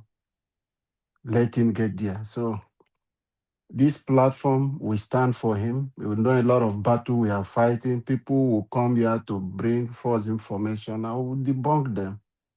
And Mr. Elvis is doing a great job dedicating this channel 99% to His Excellency, Mr. Peter Obi. Has not happened anywhere. Nobody is paying him. So it's within his right to vent out, to share his frustration. Not just him. All of us are sharing the same frustration of what is happening. But I hope one day, most of us, we are pushing the same thing, like the way he's struggling, doing everything. If I share you my own, how much steps I have been taking to, it's not something we'll come to discuss it here. But we hope one day His Excellency will be here to speak for himself. And if there is anyone who have been telling him there is no need of him coming here, then when he comes here, that person will be exposed. He will be careful of those kind of people. I know he's a man. He studies psychology. So he understand how human being behaves and he knows how to work with people. I just want Mr. Jonathan, we talked about Boko terrorists, sharing money on social media, doing those things. If you know how Boko Haram started, how they capture Borno and the Yobe state and other states around the Adamawa, if you may recall, There is no any presence of government in those regions where those people captured. What will we say about government? There is nothing you are seeing there as a presence of government, no hospital, no schools, nothing, no support, basic amenities that is supposed to reach the people. These people step in, and the communities around those places see them as their messiahs. They provide job for them, they provide them food, they provide them shelter. That is why it was difficult to fight them. So they recruit, and it was easy because the people were jobless. There was no presence of government. It's the same thing that is happening. Nigerians are frustrated, if not in the right sense. Poverty is a problem which every politicians are using. They weaponize this poverty. Whenever you are poor and you are hungry, you lost your sense of belonging. You lost your sense of reasoning. You can't think straight. That is what is affecting people. That is why you will see a politician who will frustrate you. And people are shouting, Tinubu, Tinubu. I bet you by September, October, leading to the election, with bag of rice, the people who are shouting 10,000 naira, 20,000, 50,000 naira, they will redirect them. 15th of that January we are talking about, some people will still say their vote. People who are abusing Tinubu today, that is what poverty can cause. 5,000 naira will confuse them. That is what poverty, and the system understand this and they are weaponizing it. That was how these people began to capture area. Now they are attracting sympathy. People are celebrating them. Some people are jubilating them. If you go deep in the north, they don't see these people as enemies. They see them as their messiah. They see them as people who are reaching out, who are the government they see. That is why to betray them, give information to people they can't give. Instead, they will betray the government information to them. That is a system that the government have designed. And they are just abeg, round up. Abeg. You gave me 6 minutes, remember? I started that. I started 22:54. You get about 1 minute plus. It was no. I started talking at 57. No, it's 54. I started 23. Oh, sorry, 56. 56. No, it was 57. I started talking. Okay, I continue, look at the time. continue. Okay, It's 56. I wrote down. I did write down. Okay. No, Abdul Malik came in and stopped me. I wasn't talking. Thank you, sir. Yeah, unless that. Continue. So now it's a question I want to ask Nigeria, which I want every one of us to answer this question and sleep with it. Nigerians, I want you to look at what is happening in the country today. One tribe, which is the Fulanis, they go into a community that does not belong to them, and they will buy people, and nothing is happening.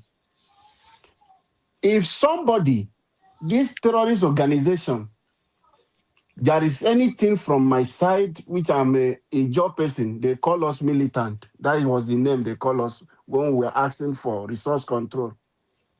We are tagged militant. The Biafrans, the Igbo people are saying, leave us alone. They call them IPOB, and they tag them as terrorists. If any of this group go to Katsina, Zamfara, and they please off this thing, is echoing, my brother Chris. If any of this group, the Niger Delta militant they call, and they say Asari Dokubo, they saw him in Katsina, destroying the community, unalive people, and take them away. Nigerians, do you think we will still have this country? If anybody from Igbo will have the gut to go to Kanu and capture people, would you think we will still have this Nigeria we are talking about? But this minority inside the minority, the little people, the Fulanis group, are the people terrorizing Benue State. terrorizing Kwara State.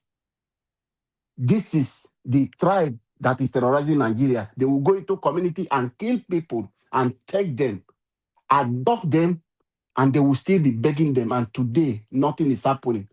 And the people who are from there, I want us Nigerians to rise up. The day we wake up and challenge this tribe and say enough is enough. Because an Igbo man cannot do that in Zamfara State. An Igbo man cannot do that in Sokoto. A Niger Delta man cannot do that in Zamfara State. I want to take you back. What happened in Edo State? They saw these people. There was no truth because of anger. What is happening? And the people take the law, gave them jungle justice. Then the government of Kanu claimed responsibility and identified that these people are their own. Have you seen in any state what is happening? Anybody come to claim responsibility that these people are from so state? Have you seen any governor with all the terrorists, all the act they are carrying out, both south and west? These people come, anybody claim responsibility for them? And the Edo State governor ignorantly travel to Kanu to pay, use Edo State money to settle them. Thank you. Who is going to settle the people of Oyo State for what has happened? Nigerians, I want you people to wake up. We must stop this tribe, or else they will stop all of us. Thank you, my brother Chris. Yeah, thank you so much. That Edo State story, I go talk them again, make people hear, because like I said, don't forget. Black Panther, you did. Yeah, can you hear me? Yeah, Black Panther. You have just 8 minutes. Thank you, my brother. Press your thoughts. It's good to have Thank you, Alabo, for speaking out for me. At least today, you spoke out for me. May God be the glory forevermore. Amen. I want to thank every other person. Mr. Chris, I listened to you very carefully. And Mr. Jonathan, very, very carefully. And I learned a lot from it. I learned something that was not clicking in my sort of idea that I had. I want to thank you all. Most especially, I want to thank Mommy in Diaspora. May God bless you, Mommy. Happy weekend. And may God continue to increase your grace. I want to thank Niger Watch. Thank you. I'm very proud of you. And I'm proud of you, not because you are from Edo State, because we have one character that is in all of us. And we display it every day. If we see something that is truth, if you like, make it day for one committee, I will bust the whole bubble. Then let heaven come down for you that is trying to hide the bubble. That is how we are trained. You know, they hide something, they hide and they shade down. This is not politics now. It's the reality of life. If you cannot do this, then if I meet you personally, that because what you cannot do now, that is some of your deficiency that you have that I see, and when I speak it, people will be talking against me. Let them talk against me. But I've seen a deficiency in you because you have a right to make a very conservative decision as a leader. I'm talking to Peter, our honorable, our leader, Peter Obi.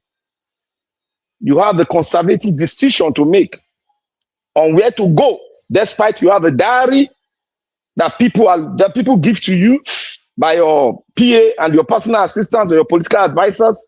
They give it to you, but you have this conservative mindset. You can go and vet on your own. You can go and vet on your own because that's the kind of man you are. You went and vet on a lot of country to know what they are doing that we are not doing. That's a man. That's the kind of man I see in you all the time. You don't listen to hearsay, you go and see it.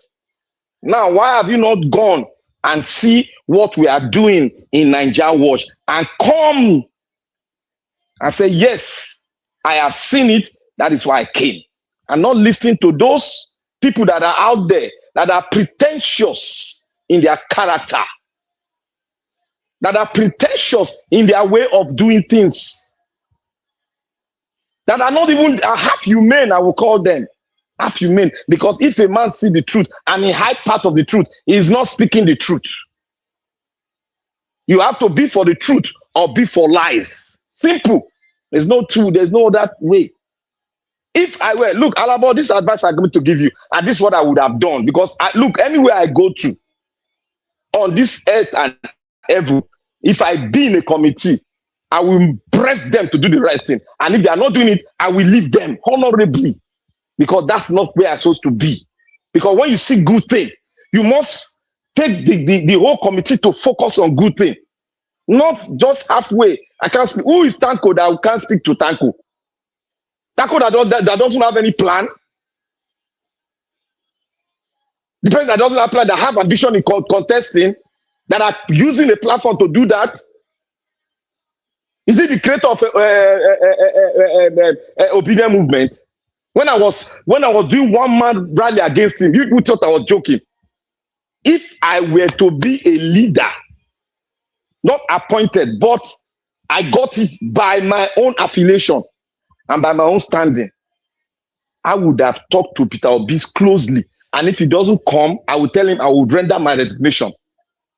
Because this is a little bit of testing who your leader is. Is it not Peter Obi that said, if you follow me and you say yes, sir, every time, I will just throw you out? In order to avoid you throwing me out, I will stand my ground. Because I'm standing for the truth. And the truth is what we are standing on to get power from these people. And if you cannot do the needful, that little one, this drop of water, little, if you cannot do it, then something is wrong. But that does not make me not to cast my vote for you. Because you are the only one among the multitude that I can pick out that is not corrupt. That is just it. If I can see two, I would have made a decision.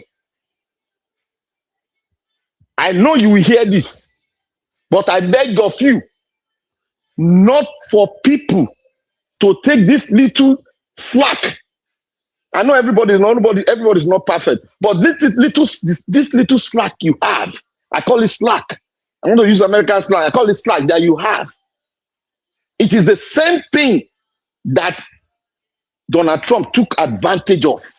Mr. Jonathan spoke it rightly here. He took advantage of the media. The one that people least expected, even the one that his political advisors, his PA least expected. Donald Trump will bulldoze himself. He doesn't listen to them. He will bulldoze himself and say, look, give me a call. Let's call this social channel. I want to speak to them. He will bulldoze himself in there. That is why he got the presidency. Because he spoke to the last person on the street. Not politics. So this man did the needful, taking advantage, the radio, the entire media, the social media, everything. Then the rally is being done by his political advisors. Yes, they can do that because they know how to do it. This is where I stand, Mr. Peter Obi. You must pick your phone call. You must pick your phone and dial those good channels that you know that are speaking to you, speaking right for the emancipation of the truth in Nigeria. That's where you stand. You must do that needful because tomorrow we don't know what tomorrow has for us. Thank you, sir. And I want to say, thank you, guy Jonathan, for. I didn't listen to what Nigeria was presented. I was somewhere.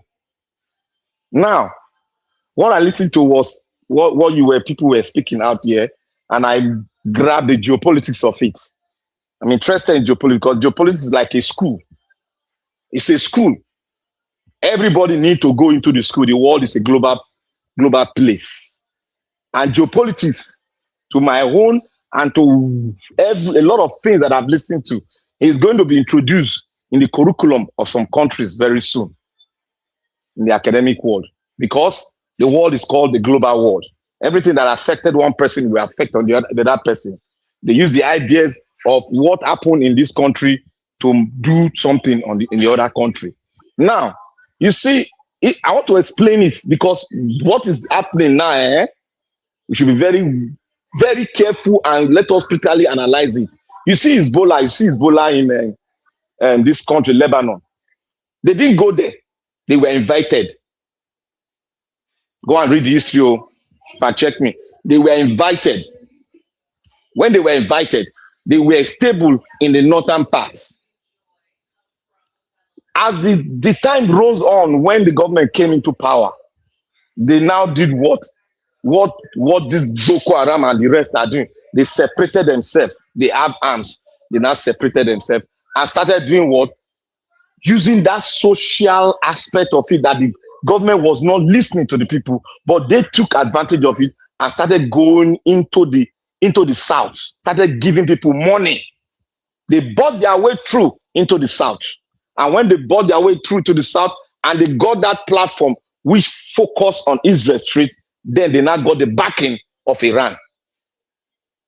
That is how it goes. That is how it goes. They settle you in the south with all these people that don't have mind of their own. In the southwest, south is everything. They settle you, they cripple into your environment, and before you know it, boom, they got you. And when they take over, only God knows. Iran is spending 45 years. Only God knows whether na 60 years we go take before they will take power from their hand. So everybody should be listening to the geopolitics so that we use it to analyze our own issue, because it's on us. Because the people in Sahel came to our country. The so-called, sir? Please, 30 seconds more. Okay. The so-called Fulani from the Sahel came to our country. 18th century, they came in. They conquer. They are not aborigine. They came in and conquer. And they had the mind of expansion, using religion to expand. And that is what Hezbollah uses. That's what Iran uses. Remember how they captured Iran. Iran was not an Islamic nation. Go and read the book. Go and read stories. It's there in your Google. It's not an Islamic nation. Nigeria is not an Islamic nation. There is a possibility they might. But in the 21st century, it's going to be tough. It's not going to work, because the way Nigeria is designed to break. It's not designed to be captured by one group. It's designed to break. Thank you very much. Yeah, thank you so much, Black Panther. You see, Black Panther, you see that word we used just now, aborigines. You know, it's the same thing. That is the point I was trying to make earlier. These guys, just 1805 years, those ones even different. Because all those ones are at least 200 years plus. But that's their made with them just yesterday. They talk say naim the pity Peter Obi. It's like you, as you any person where they cannot, or as you date Trump take you as vice president, you say even Trump, you can't even use the example of Trump, because Trump, the parents just came from Scotland, which day, yeah. Like about the same time, I'm talking about the owners of the land right from the beginning. The aborigines like you have in Australia. Then you come from nowhere because of useless politicians, political calculation. And some who talk about Lebanese people, see, you go to Kano and the whole of the northern axis. Those Lebanese people then get right past Nigerians where they there. Lebanese people. What a shame. Oga Abdul Malik, you did there. Yeah, I'm here, but it's like Odua before me. Okay, that's very good. Thank you for pointing that out. Epa Odua Domo, whoever. Epa Odua. Okay. If Epa Odua is not available, Abdul Malik, you talk for. Okay. Yeah. Well, you just talk for your 8 minutes. Okay, good evening once again, Mr. Chris. Thank you. Yeah, Mr. Ebi, there is a reason why I asked that question. You see, you know, if you want to say just something, you need to know the inner heart of everything. As you have done this, everything that you're supposed to do, Peter Obi is not yet come to your platform. What I see there is something behind there. Yes. Because you have tried your best and do everything to make sure it come. And people that close to you, they have been here promised, and still it did not come. There is something behind there. Yeah, what I want to say is this, Mr. Jonathan, you said something. You said that a Canadian judge court said APC, ruling party in Nigeria, are terrorist organization. It is true. And you know, before you see Western world, before you see them conclude on something, they take their time to investigate. There is not just like our Africa judiciary or government. Anything they do, they take their time to give final judgment. And it is true, APC, they are terrorists. Because if they are not terrorists, you will not tell me that what is happening today is very easy. Even me that I'm not a unit, I'm not a military man or force man. All those terrorists, I can even fight them, even me. It's very easy something because you have navy, you have soldier on ground. Okay, what is holding you now to fight those people? Those people, they are using sensors. You can track them easily. Yes. What is holding you? That is my question. That is the reason why I say the government, they are the terrorists. You can track ordinary protester or ordinary blogger that talk something about government, right? Okay, why can't you track those people? Yeah, they are the cause of everything because they are the terrorists of the country. Yeah, that is what I say. It's not even what we'll be thinking about. They are somebody have said it before, Gumi. They know terrorists by their name and their address. What does that tell you? They are the one that are destroying the country because it's like the government, the way the agreement they make at the initial time, that is what they are executing now. Yes, that's why Tinubu cannot do anything about these terrorists. Even when something happens, he will not even come and make speech, address the nation. That one does not tell you something. It's very clear. I don't know. They are the one, or let Nigeria people. That is the reason why sometimes I blame those citizens because when something is happening like this, you guys should do something that will make government fear. Peacefully, you guys, nation protest. Give us security. We need security. Yes, it's your right. It's your fundamental right. We are in democracy. Give me security. Give us security. Because we are not safe anymore, even in our house. We cannot sleep. We sleep like lion. We sleep with our one eye, which is not supposed to be. They can no longer go to farm, nothing. Now said they can able to attack you in the street, kidnap you in the street. Before you know now, you cannot even sleep in your house anymore. That is the government, they feel reluctant, they don't do anything about this. That's why the thing keep on going every day.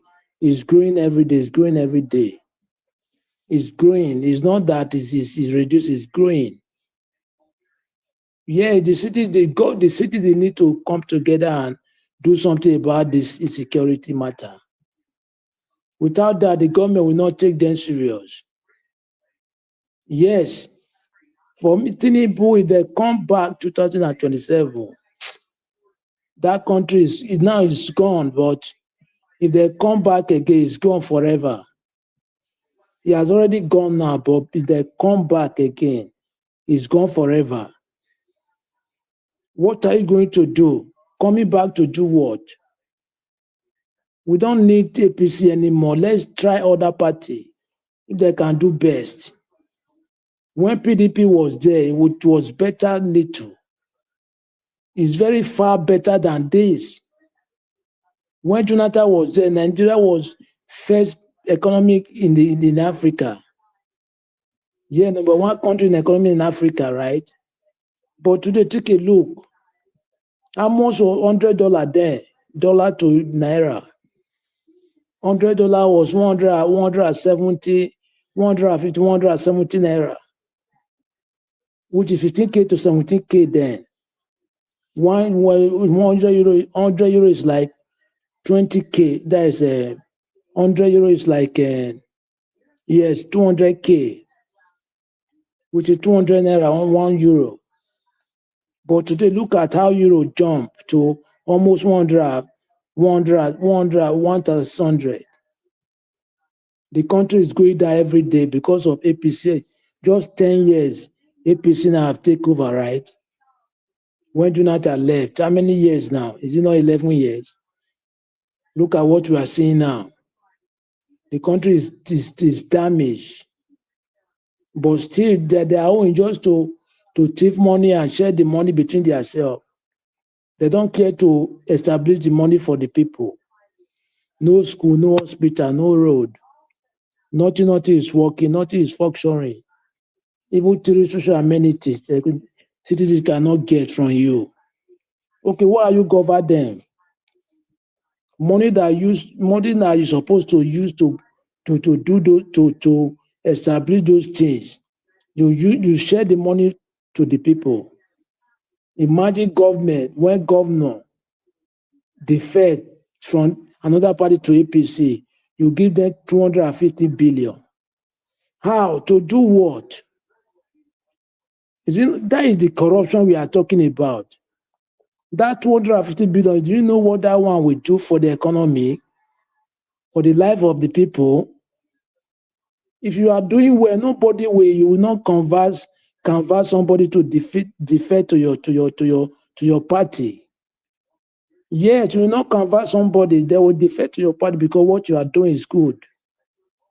Everything, criminality in the country. Thank you very much, Mr. Chris.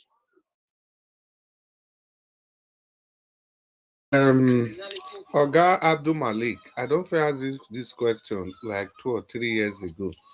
It be like say you dey time yourself because hardly do you take 1 second beyond the time allocated to Yeah, you. Never. sometimes they do. Because I know it's no be coincidence again. It's no longer coincidence. Anyway, you see the thing, I just want to say one thing to Oga Jonathan, you have 3 minutes. That's okay. Please, thank you. I just want to, all I would just say is just to further buttress what Mr. Abdul Malik said. He said something. He said, this insurgency, this terrorism is very, very easy. And I said it, please, very, very, very easy. The Nigerian context, as we're facing it right now, it is very, very easy to deal with by the Nigerian government. But you know what they have succeeded in doing, and they continue to do it? They have made all of us to believe that this is a tough issue, that it is so complicated. Mr. Jonathan. Yes. Are you aware now they are pushing the thing? Minister of Information is telling us that everybody should come together. You see? That is not the government to fight terrorists, it's the Nigerian people. How will the Nigerian people fight terrorism? The only way Nigerian people will fight terrorism is to defend themselves. There's no, if you say Nigerian people should fight terrorism, how? Nigerian people provide intelligence to you people. You don't do anything with the intelligence. You trash them. Nigeria doesn't have government, sir. We don't have government. You don't have. See, this thing, Mr. Abdul Malik said, is not a forced man. See, you don't have to be, because the issue we have in Nigeria is self-made. It is not like it's being done by, we have some external forces, some group of people who want to take over the government, who want to take over the state. No, it is just, so we will call them hoodlums. What does it cost the Nigerian government now to even prove to Nigerians that they are doing something? How many helicopters, just helicopters, have you seen hovering around that axis that they will just call, the way they will call media in when they want to have their executive meeting? They will first of all call media in for about 5-10 minutes for the photo ops, and then they will say, oh yeah, alele, all medias, because they now want to discuss state matters. All media will be out. The same thing they do in the we know all these things. You will see they will call all the mainstream media. You will see helicopters hovering. You even if you want to do it for you will see them. How many of they are not deploying anything? Mr. Jonathan. 3.9 trillion naira for equipment. Mr. Jonathan. Yes. Not to even go far. I witnessed it in my state, Rivers State. We'll raise hand just because of militancy. This military they brought in Rivers State, we have to raise hand for you. Okay, I beg, me or Jonathan around 30 seconds. Just to this thing, please, Nigerians, don't let us be deceived to make us to believe that this is a tough. It is not. In the Nigerian context, what we are seeing, it is not complicated to solve this matter. It is not. Thank People you. come enter into a community, to a school, kidnap children, carry them enter bush. Now bush they carry them enter. They are not from that place, so Mr. Jonathan, Thank underline you, that. Jonathan. They are not from that place, so. I know. They are not thank even. you, Jonathan, round up, I beg. Yeah. When how do I agree, or why do I agree that it is not complicated, that it is very, very, even your own defense minister is defending the rehabilitation of terrorists. Your own defense minister is defending rehabilitation. Is not Those that are a telling us politician. making us to believe that Thank it is those that are conscripted, those ones that are conscripted, that they are rehabilitating, those ones that they force them into terrorism. Thank you, Jonathan. This is If not. I'll do what? Anyway, thank you. Yeah. Oga Jonathan, thank you. Paul Dua, you have 2 minutes.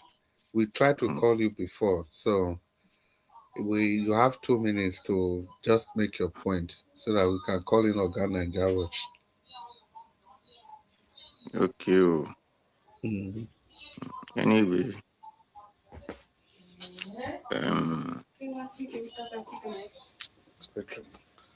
anyway,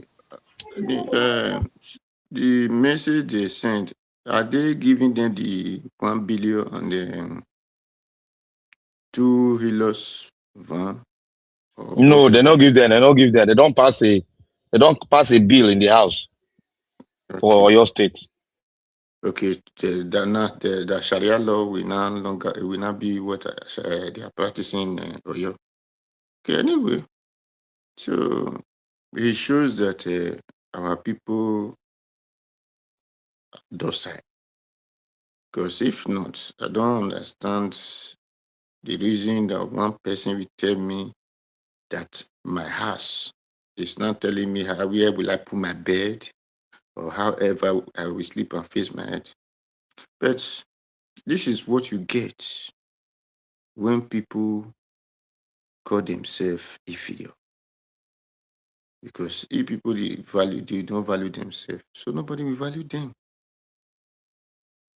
Makinde, as a governor, doesn't value your people.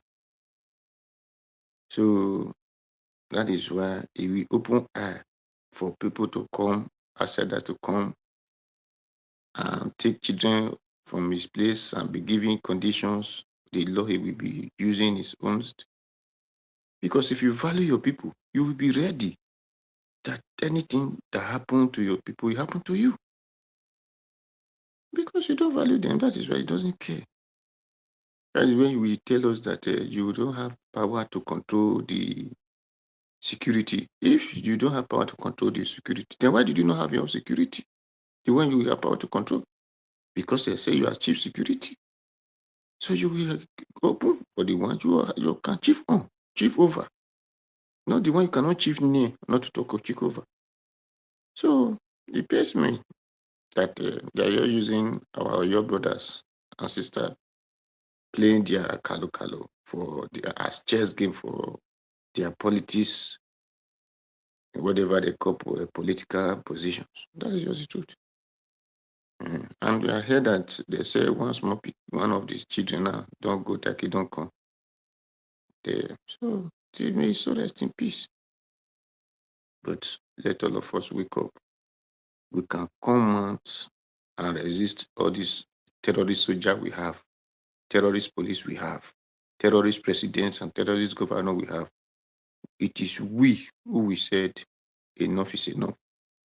If these people can carry this one, we will also carry. But we cannot do it inside room. We can only do it when we are taking action outside. That is just the truth. Because if everyone fall, let him fall, and he will not delete only one person. So that is only solution. Yeah. If everyone fall, take it fall.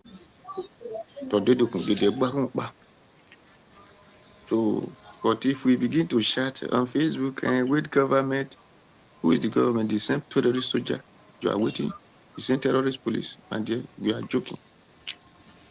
We are all joking. But we are on the streets and say enough is enough. Market women will close their market, farmer will close their farm, drivers will close their vehicles. Everybody will be on the street. Enough is enough. Then that is when all those terrorist soldiers will know that their cup is full. All those terrorist police will know that they are all those terrorist DSS, terrorist presidents and terrorist governors. Then we know that they can no longer continue with this their way of life. I'll do 30 seconds.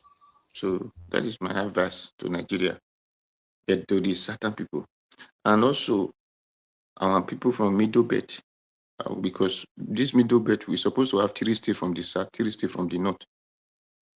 Don't come and tell me all the states in Middle Belt are the northern state. Kogi, Benue, and the Kwara state. We need to wake up people from the south because this is certain state. It has not to be called northern state. These 3 states, then we can make it as Middle Belt, but it's certain state. All of us need to wake up and collect our property. Thank you. Thank you very much. Yeah, thank you so much. I think Please, Abel, help me for 1 minute, yeah. Yeah, quickly, but I don't want to be organized. I was ring back. Ingo, come in the drink coffee. If No, they he are did. for I don't say they are around quickly because we don't overshoot our time. Quickly, yeah. 1 You minute. see, I beg. there is this thing. This is a dream. I'm not going to talk about the prophet. Because you know, say, most of us who carry our mind put for Peter will be well. And this dream came like this. And it took my mind back to when Goodluck Jonathan was in office. If people understand, Goodluck surrounded himself. People like Asari Dokubo, they traveled to Abuja, Tompulu, all of them. Asurok was a kind of General Jirika, all of them, they secure Goodluck Jonathan because of what one singular tribe are planning. How did he come? He was sworn in. And Peter Obi made a policy for the interest of Nigerians. And one tribe feel, which are the Fulanis, that the policies were just against them. And they woke up. But God forbid, that was how it happened. And they took him out. And the thing disturbed me. I said, what is this kind of thing? I just want to use this. If Mr. Peter Obi is sworn in, please, anybody who is closer to him, should just secure Peter Obi very well because he's coming in his policies for the interest of Nigerians, but some individuals might think is coming against them. Because the hatred you are seeing for Tinubu, Peter Obi will be worse when he gets into office because he's going to make a lot of policy that will favor the Nigerian people. Thank you. And this is, very important. Everybody should see how they can protect, not just the people who are close Nigerians. Let us protect the same way the people of Burkina Faso are protecting Traore. Thank you, my brother Chris. Yeah, thank you, Oga Alabo. Great people, thank you. And we've come to the end of the broadcast today. But now everybody don't talk, say I know, make I use 1 minute now. Hey, Black Panther now, about 30 seconds. Maybe we try keep to time with Oga Naija. If you want to extend the time, it's a different thing. So 30 Okay, seconds. you talk. Don't worry, talk. No problem. So people, we don't talk, say Peter, we don't call His Excellency, don't call, you don't do this, I don't do this. You wait they watch, so Have you shared this broadcast? Have you liked the broadcast? Have you? Because that one, you don't need any Tanko Yusuf to tell you. You don't need any Aisha. Have you shared or liked the broadcast? It's a rhetorical question. I don't say may you answer. But what I expect if you never do it now, we are all guilty of it. Most of the time, now, if I don't enter platform before I go remember, say I never share. Now, even when I they announce, now I go remember. Then I'll quick go like, quick go share. The same thing goes to you. See, it's not only enough to hold our leaders to accountable. We also still need to hold ourselves accountable because we are doing this. You see, I don't know how to put it again. We are just doing this because of the love of our nation. If not that, this platform for don't tire many people. So on that basis, once again, so I want to repeat with your God Jonathan talk. Say people that are listening, people, the handlers of Peter Obi, with your God Jonathan talk is so simple. It's so simple. His Excellency is very busy, but at least 10 minutes call.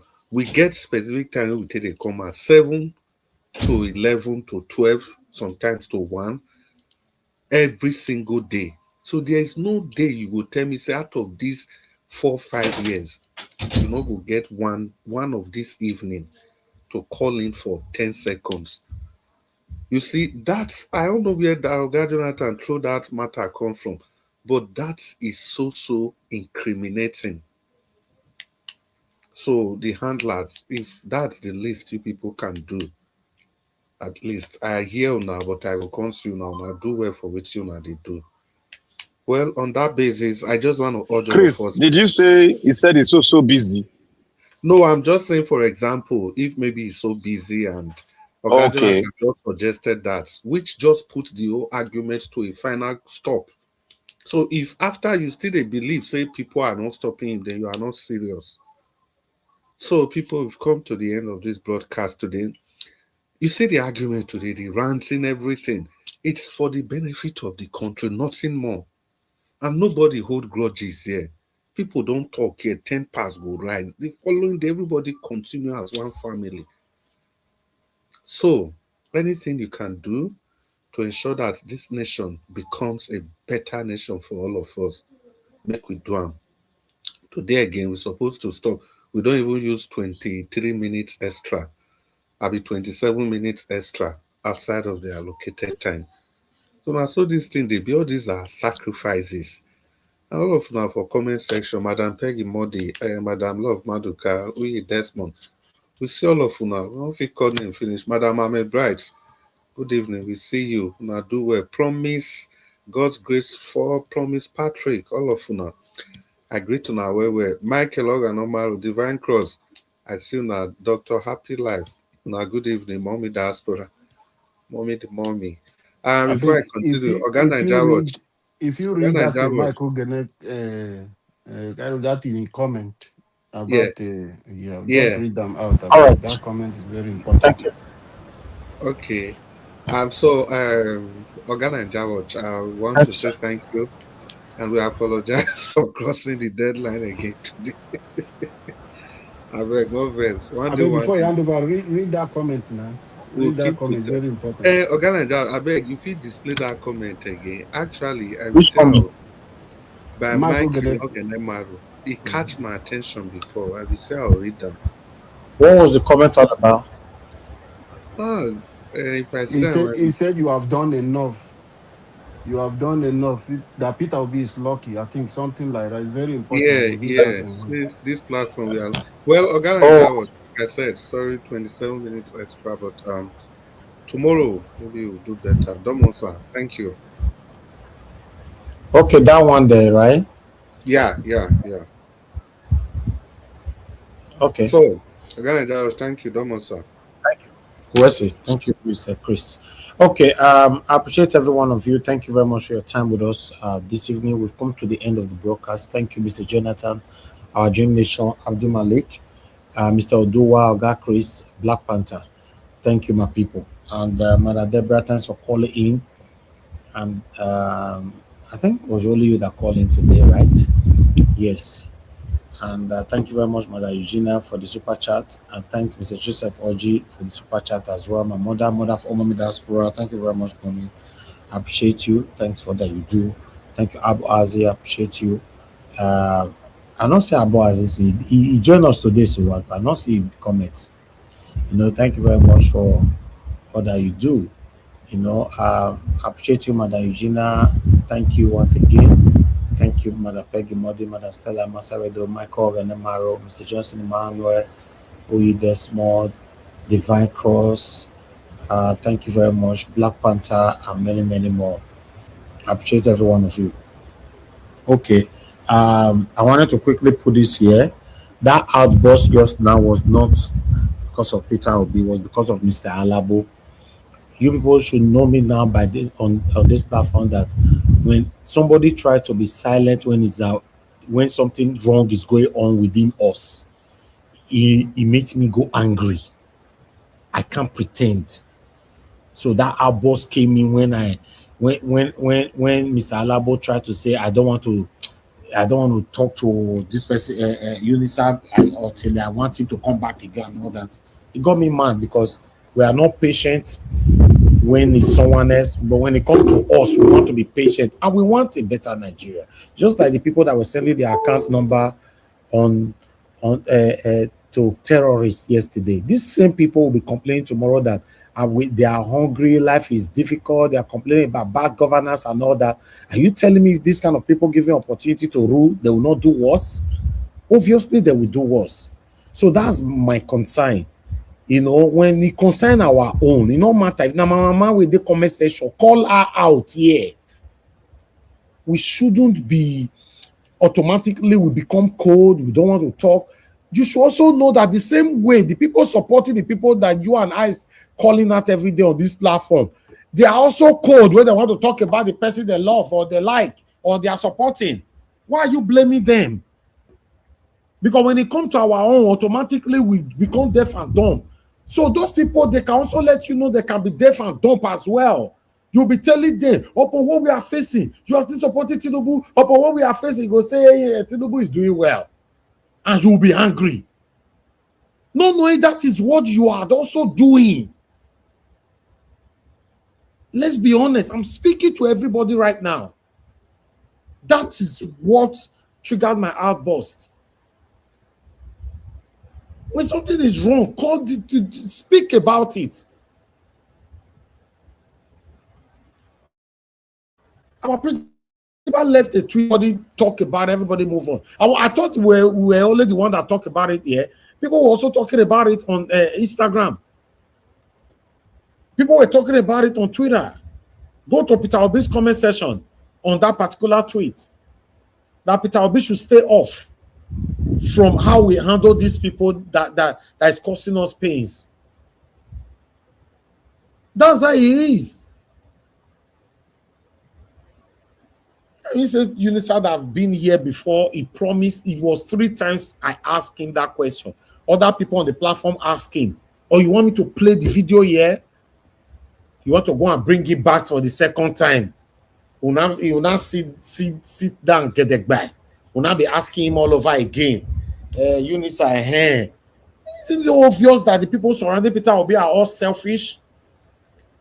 It's not about me now. It's not about me. Peter Obi did not remove anything from me.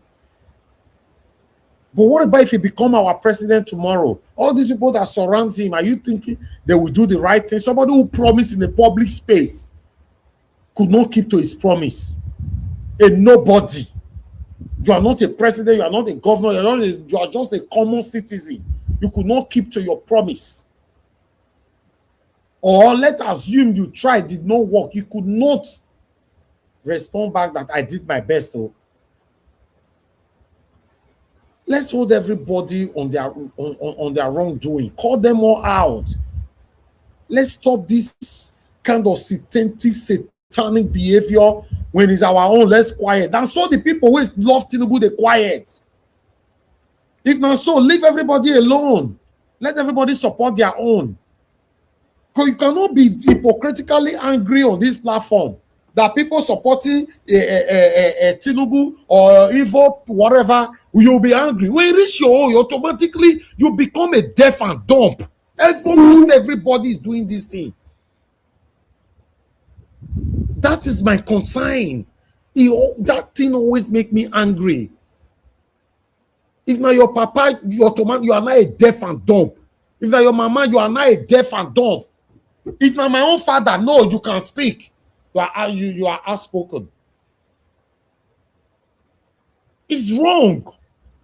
We are too selective with our expression. We are too selective with our judgment. We often look the title. Okay, who did the title? Who that? Okay, that's Tinubu. Okay, oh yeah, Mo Itam. Oh, be that article. Yeah, man. Oh, right, be oh. Oh, who it be? Who did tell this in Peter Obi? Everybody, even that they said many people don't enjoy the platform. They don't take off. Who join go become deaf and dumb? Why? I have been asking this question. Why and why?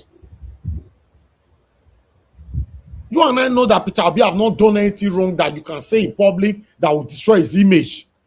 So why can't you, any little thing that is making mistake, why can't you call him out?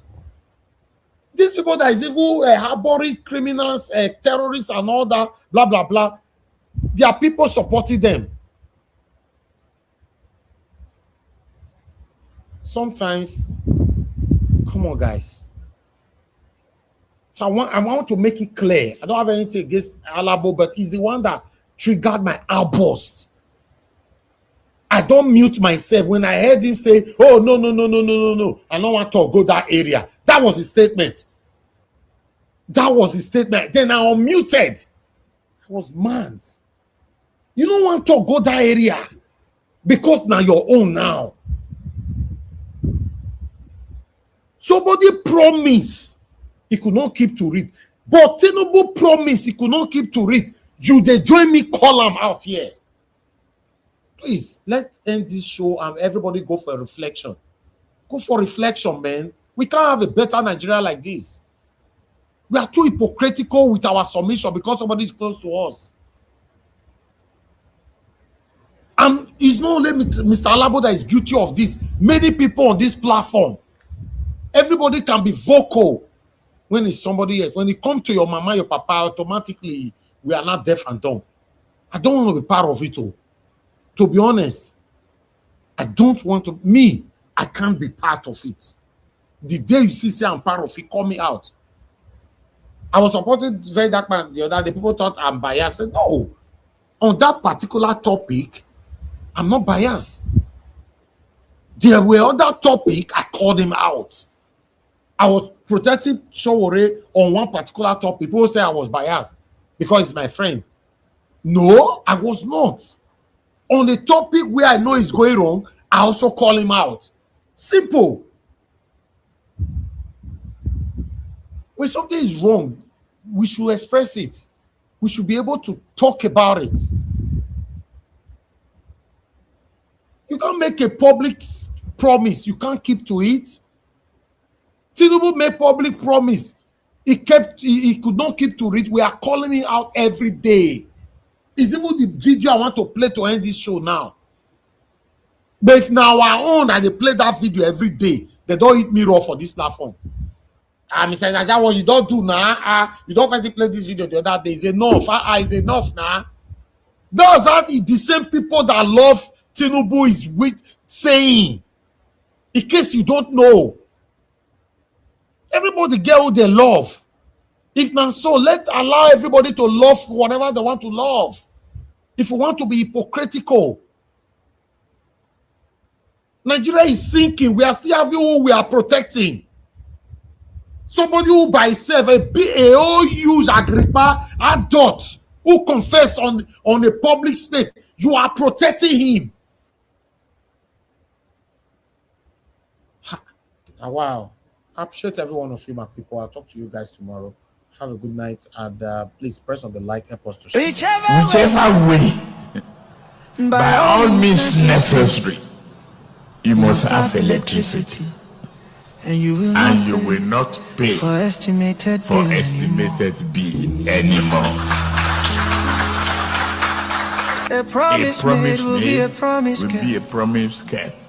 If I don't keep my promise and I come back, by all means necessary, don't vote for me. You must have electricity. That's the truth. And you will not pay for estimated bill anymore. A promise will be a promise. But he said, if I don't keep the promise, by all means and I come back for second time, don't vote for me. You will not pay for estimated bill anymore. Now I now GBT now Ojoro, now deceit now mago, now lie, truth no day their mouth. Listen again. If I don't keep the promise and I come back for second time, waiting you say make we do, don't vote for me again. Don't vote for me again. Don't vote for me, good. That is the truth. By all means necessary, you must have electricity. If I don't keep the promise and I come back for second time, don't vote for me. If I don't keep the promise and I come back for second time, don't vote for me. That is the truth.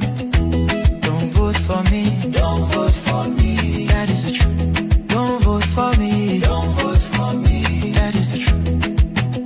If I don't keep the promise and I come back for second time, don't vote for me.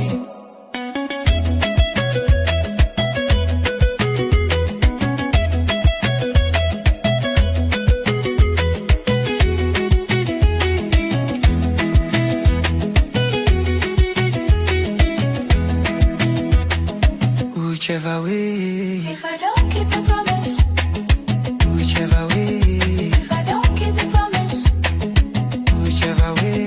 If I don't keep the promise. Don't vote for me. Don't vote for me. Don't vote for me. Don't vote for me. That is the truth. Don't vote for me. Don't vote for me. That is the truth. Don't vote for me. Don't vote for me. That is the truth.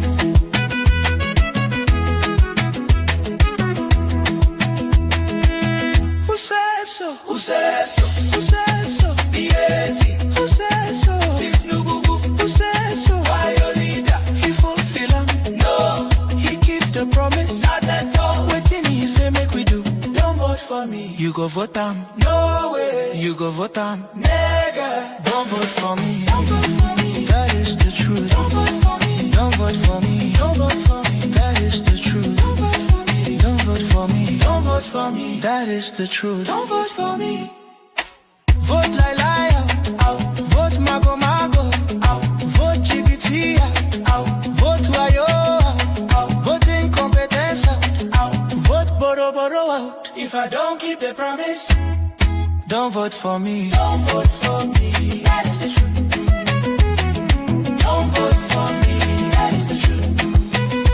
If I can't keep the promise and I come back for second time, don't vote for me.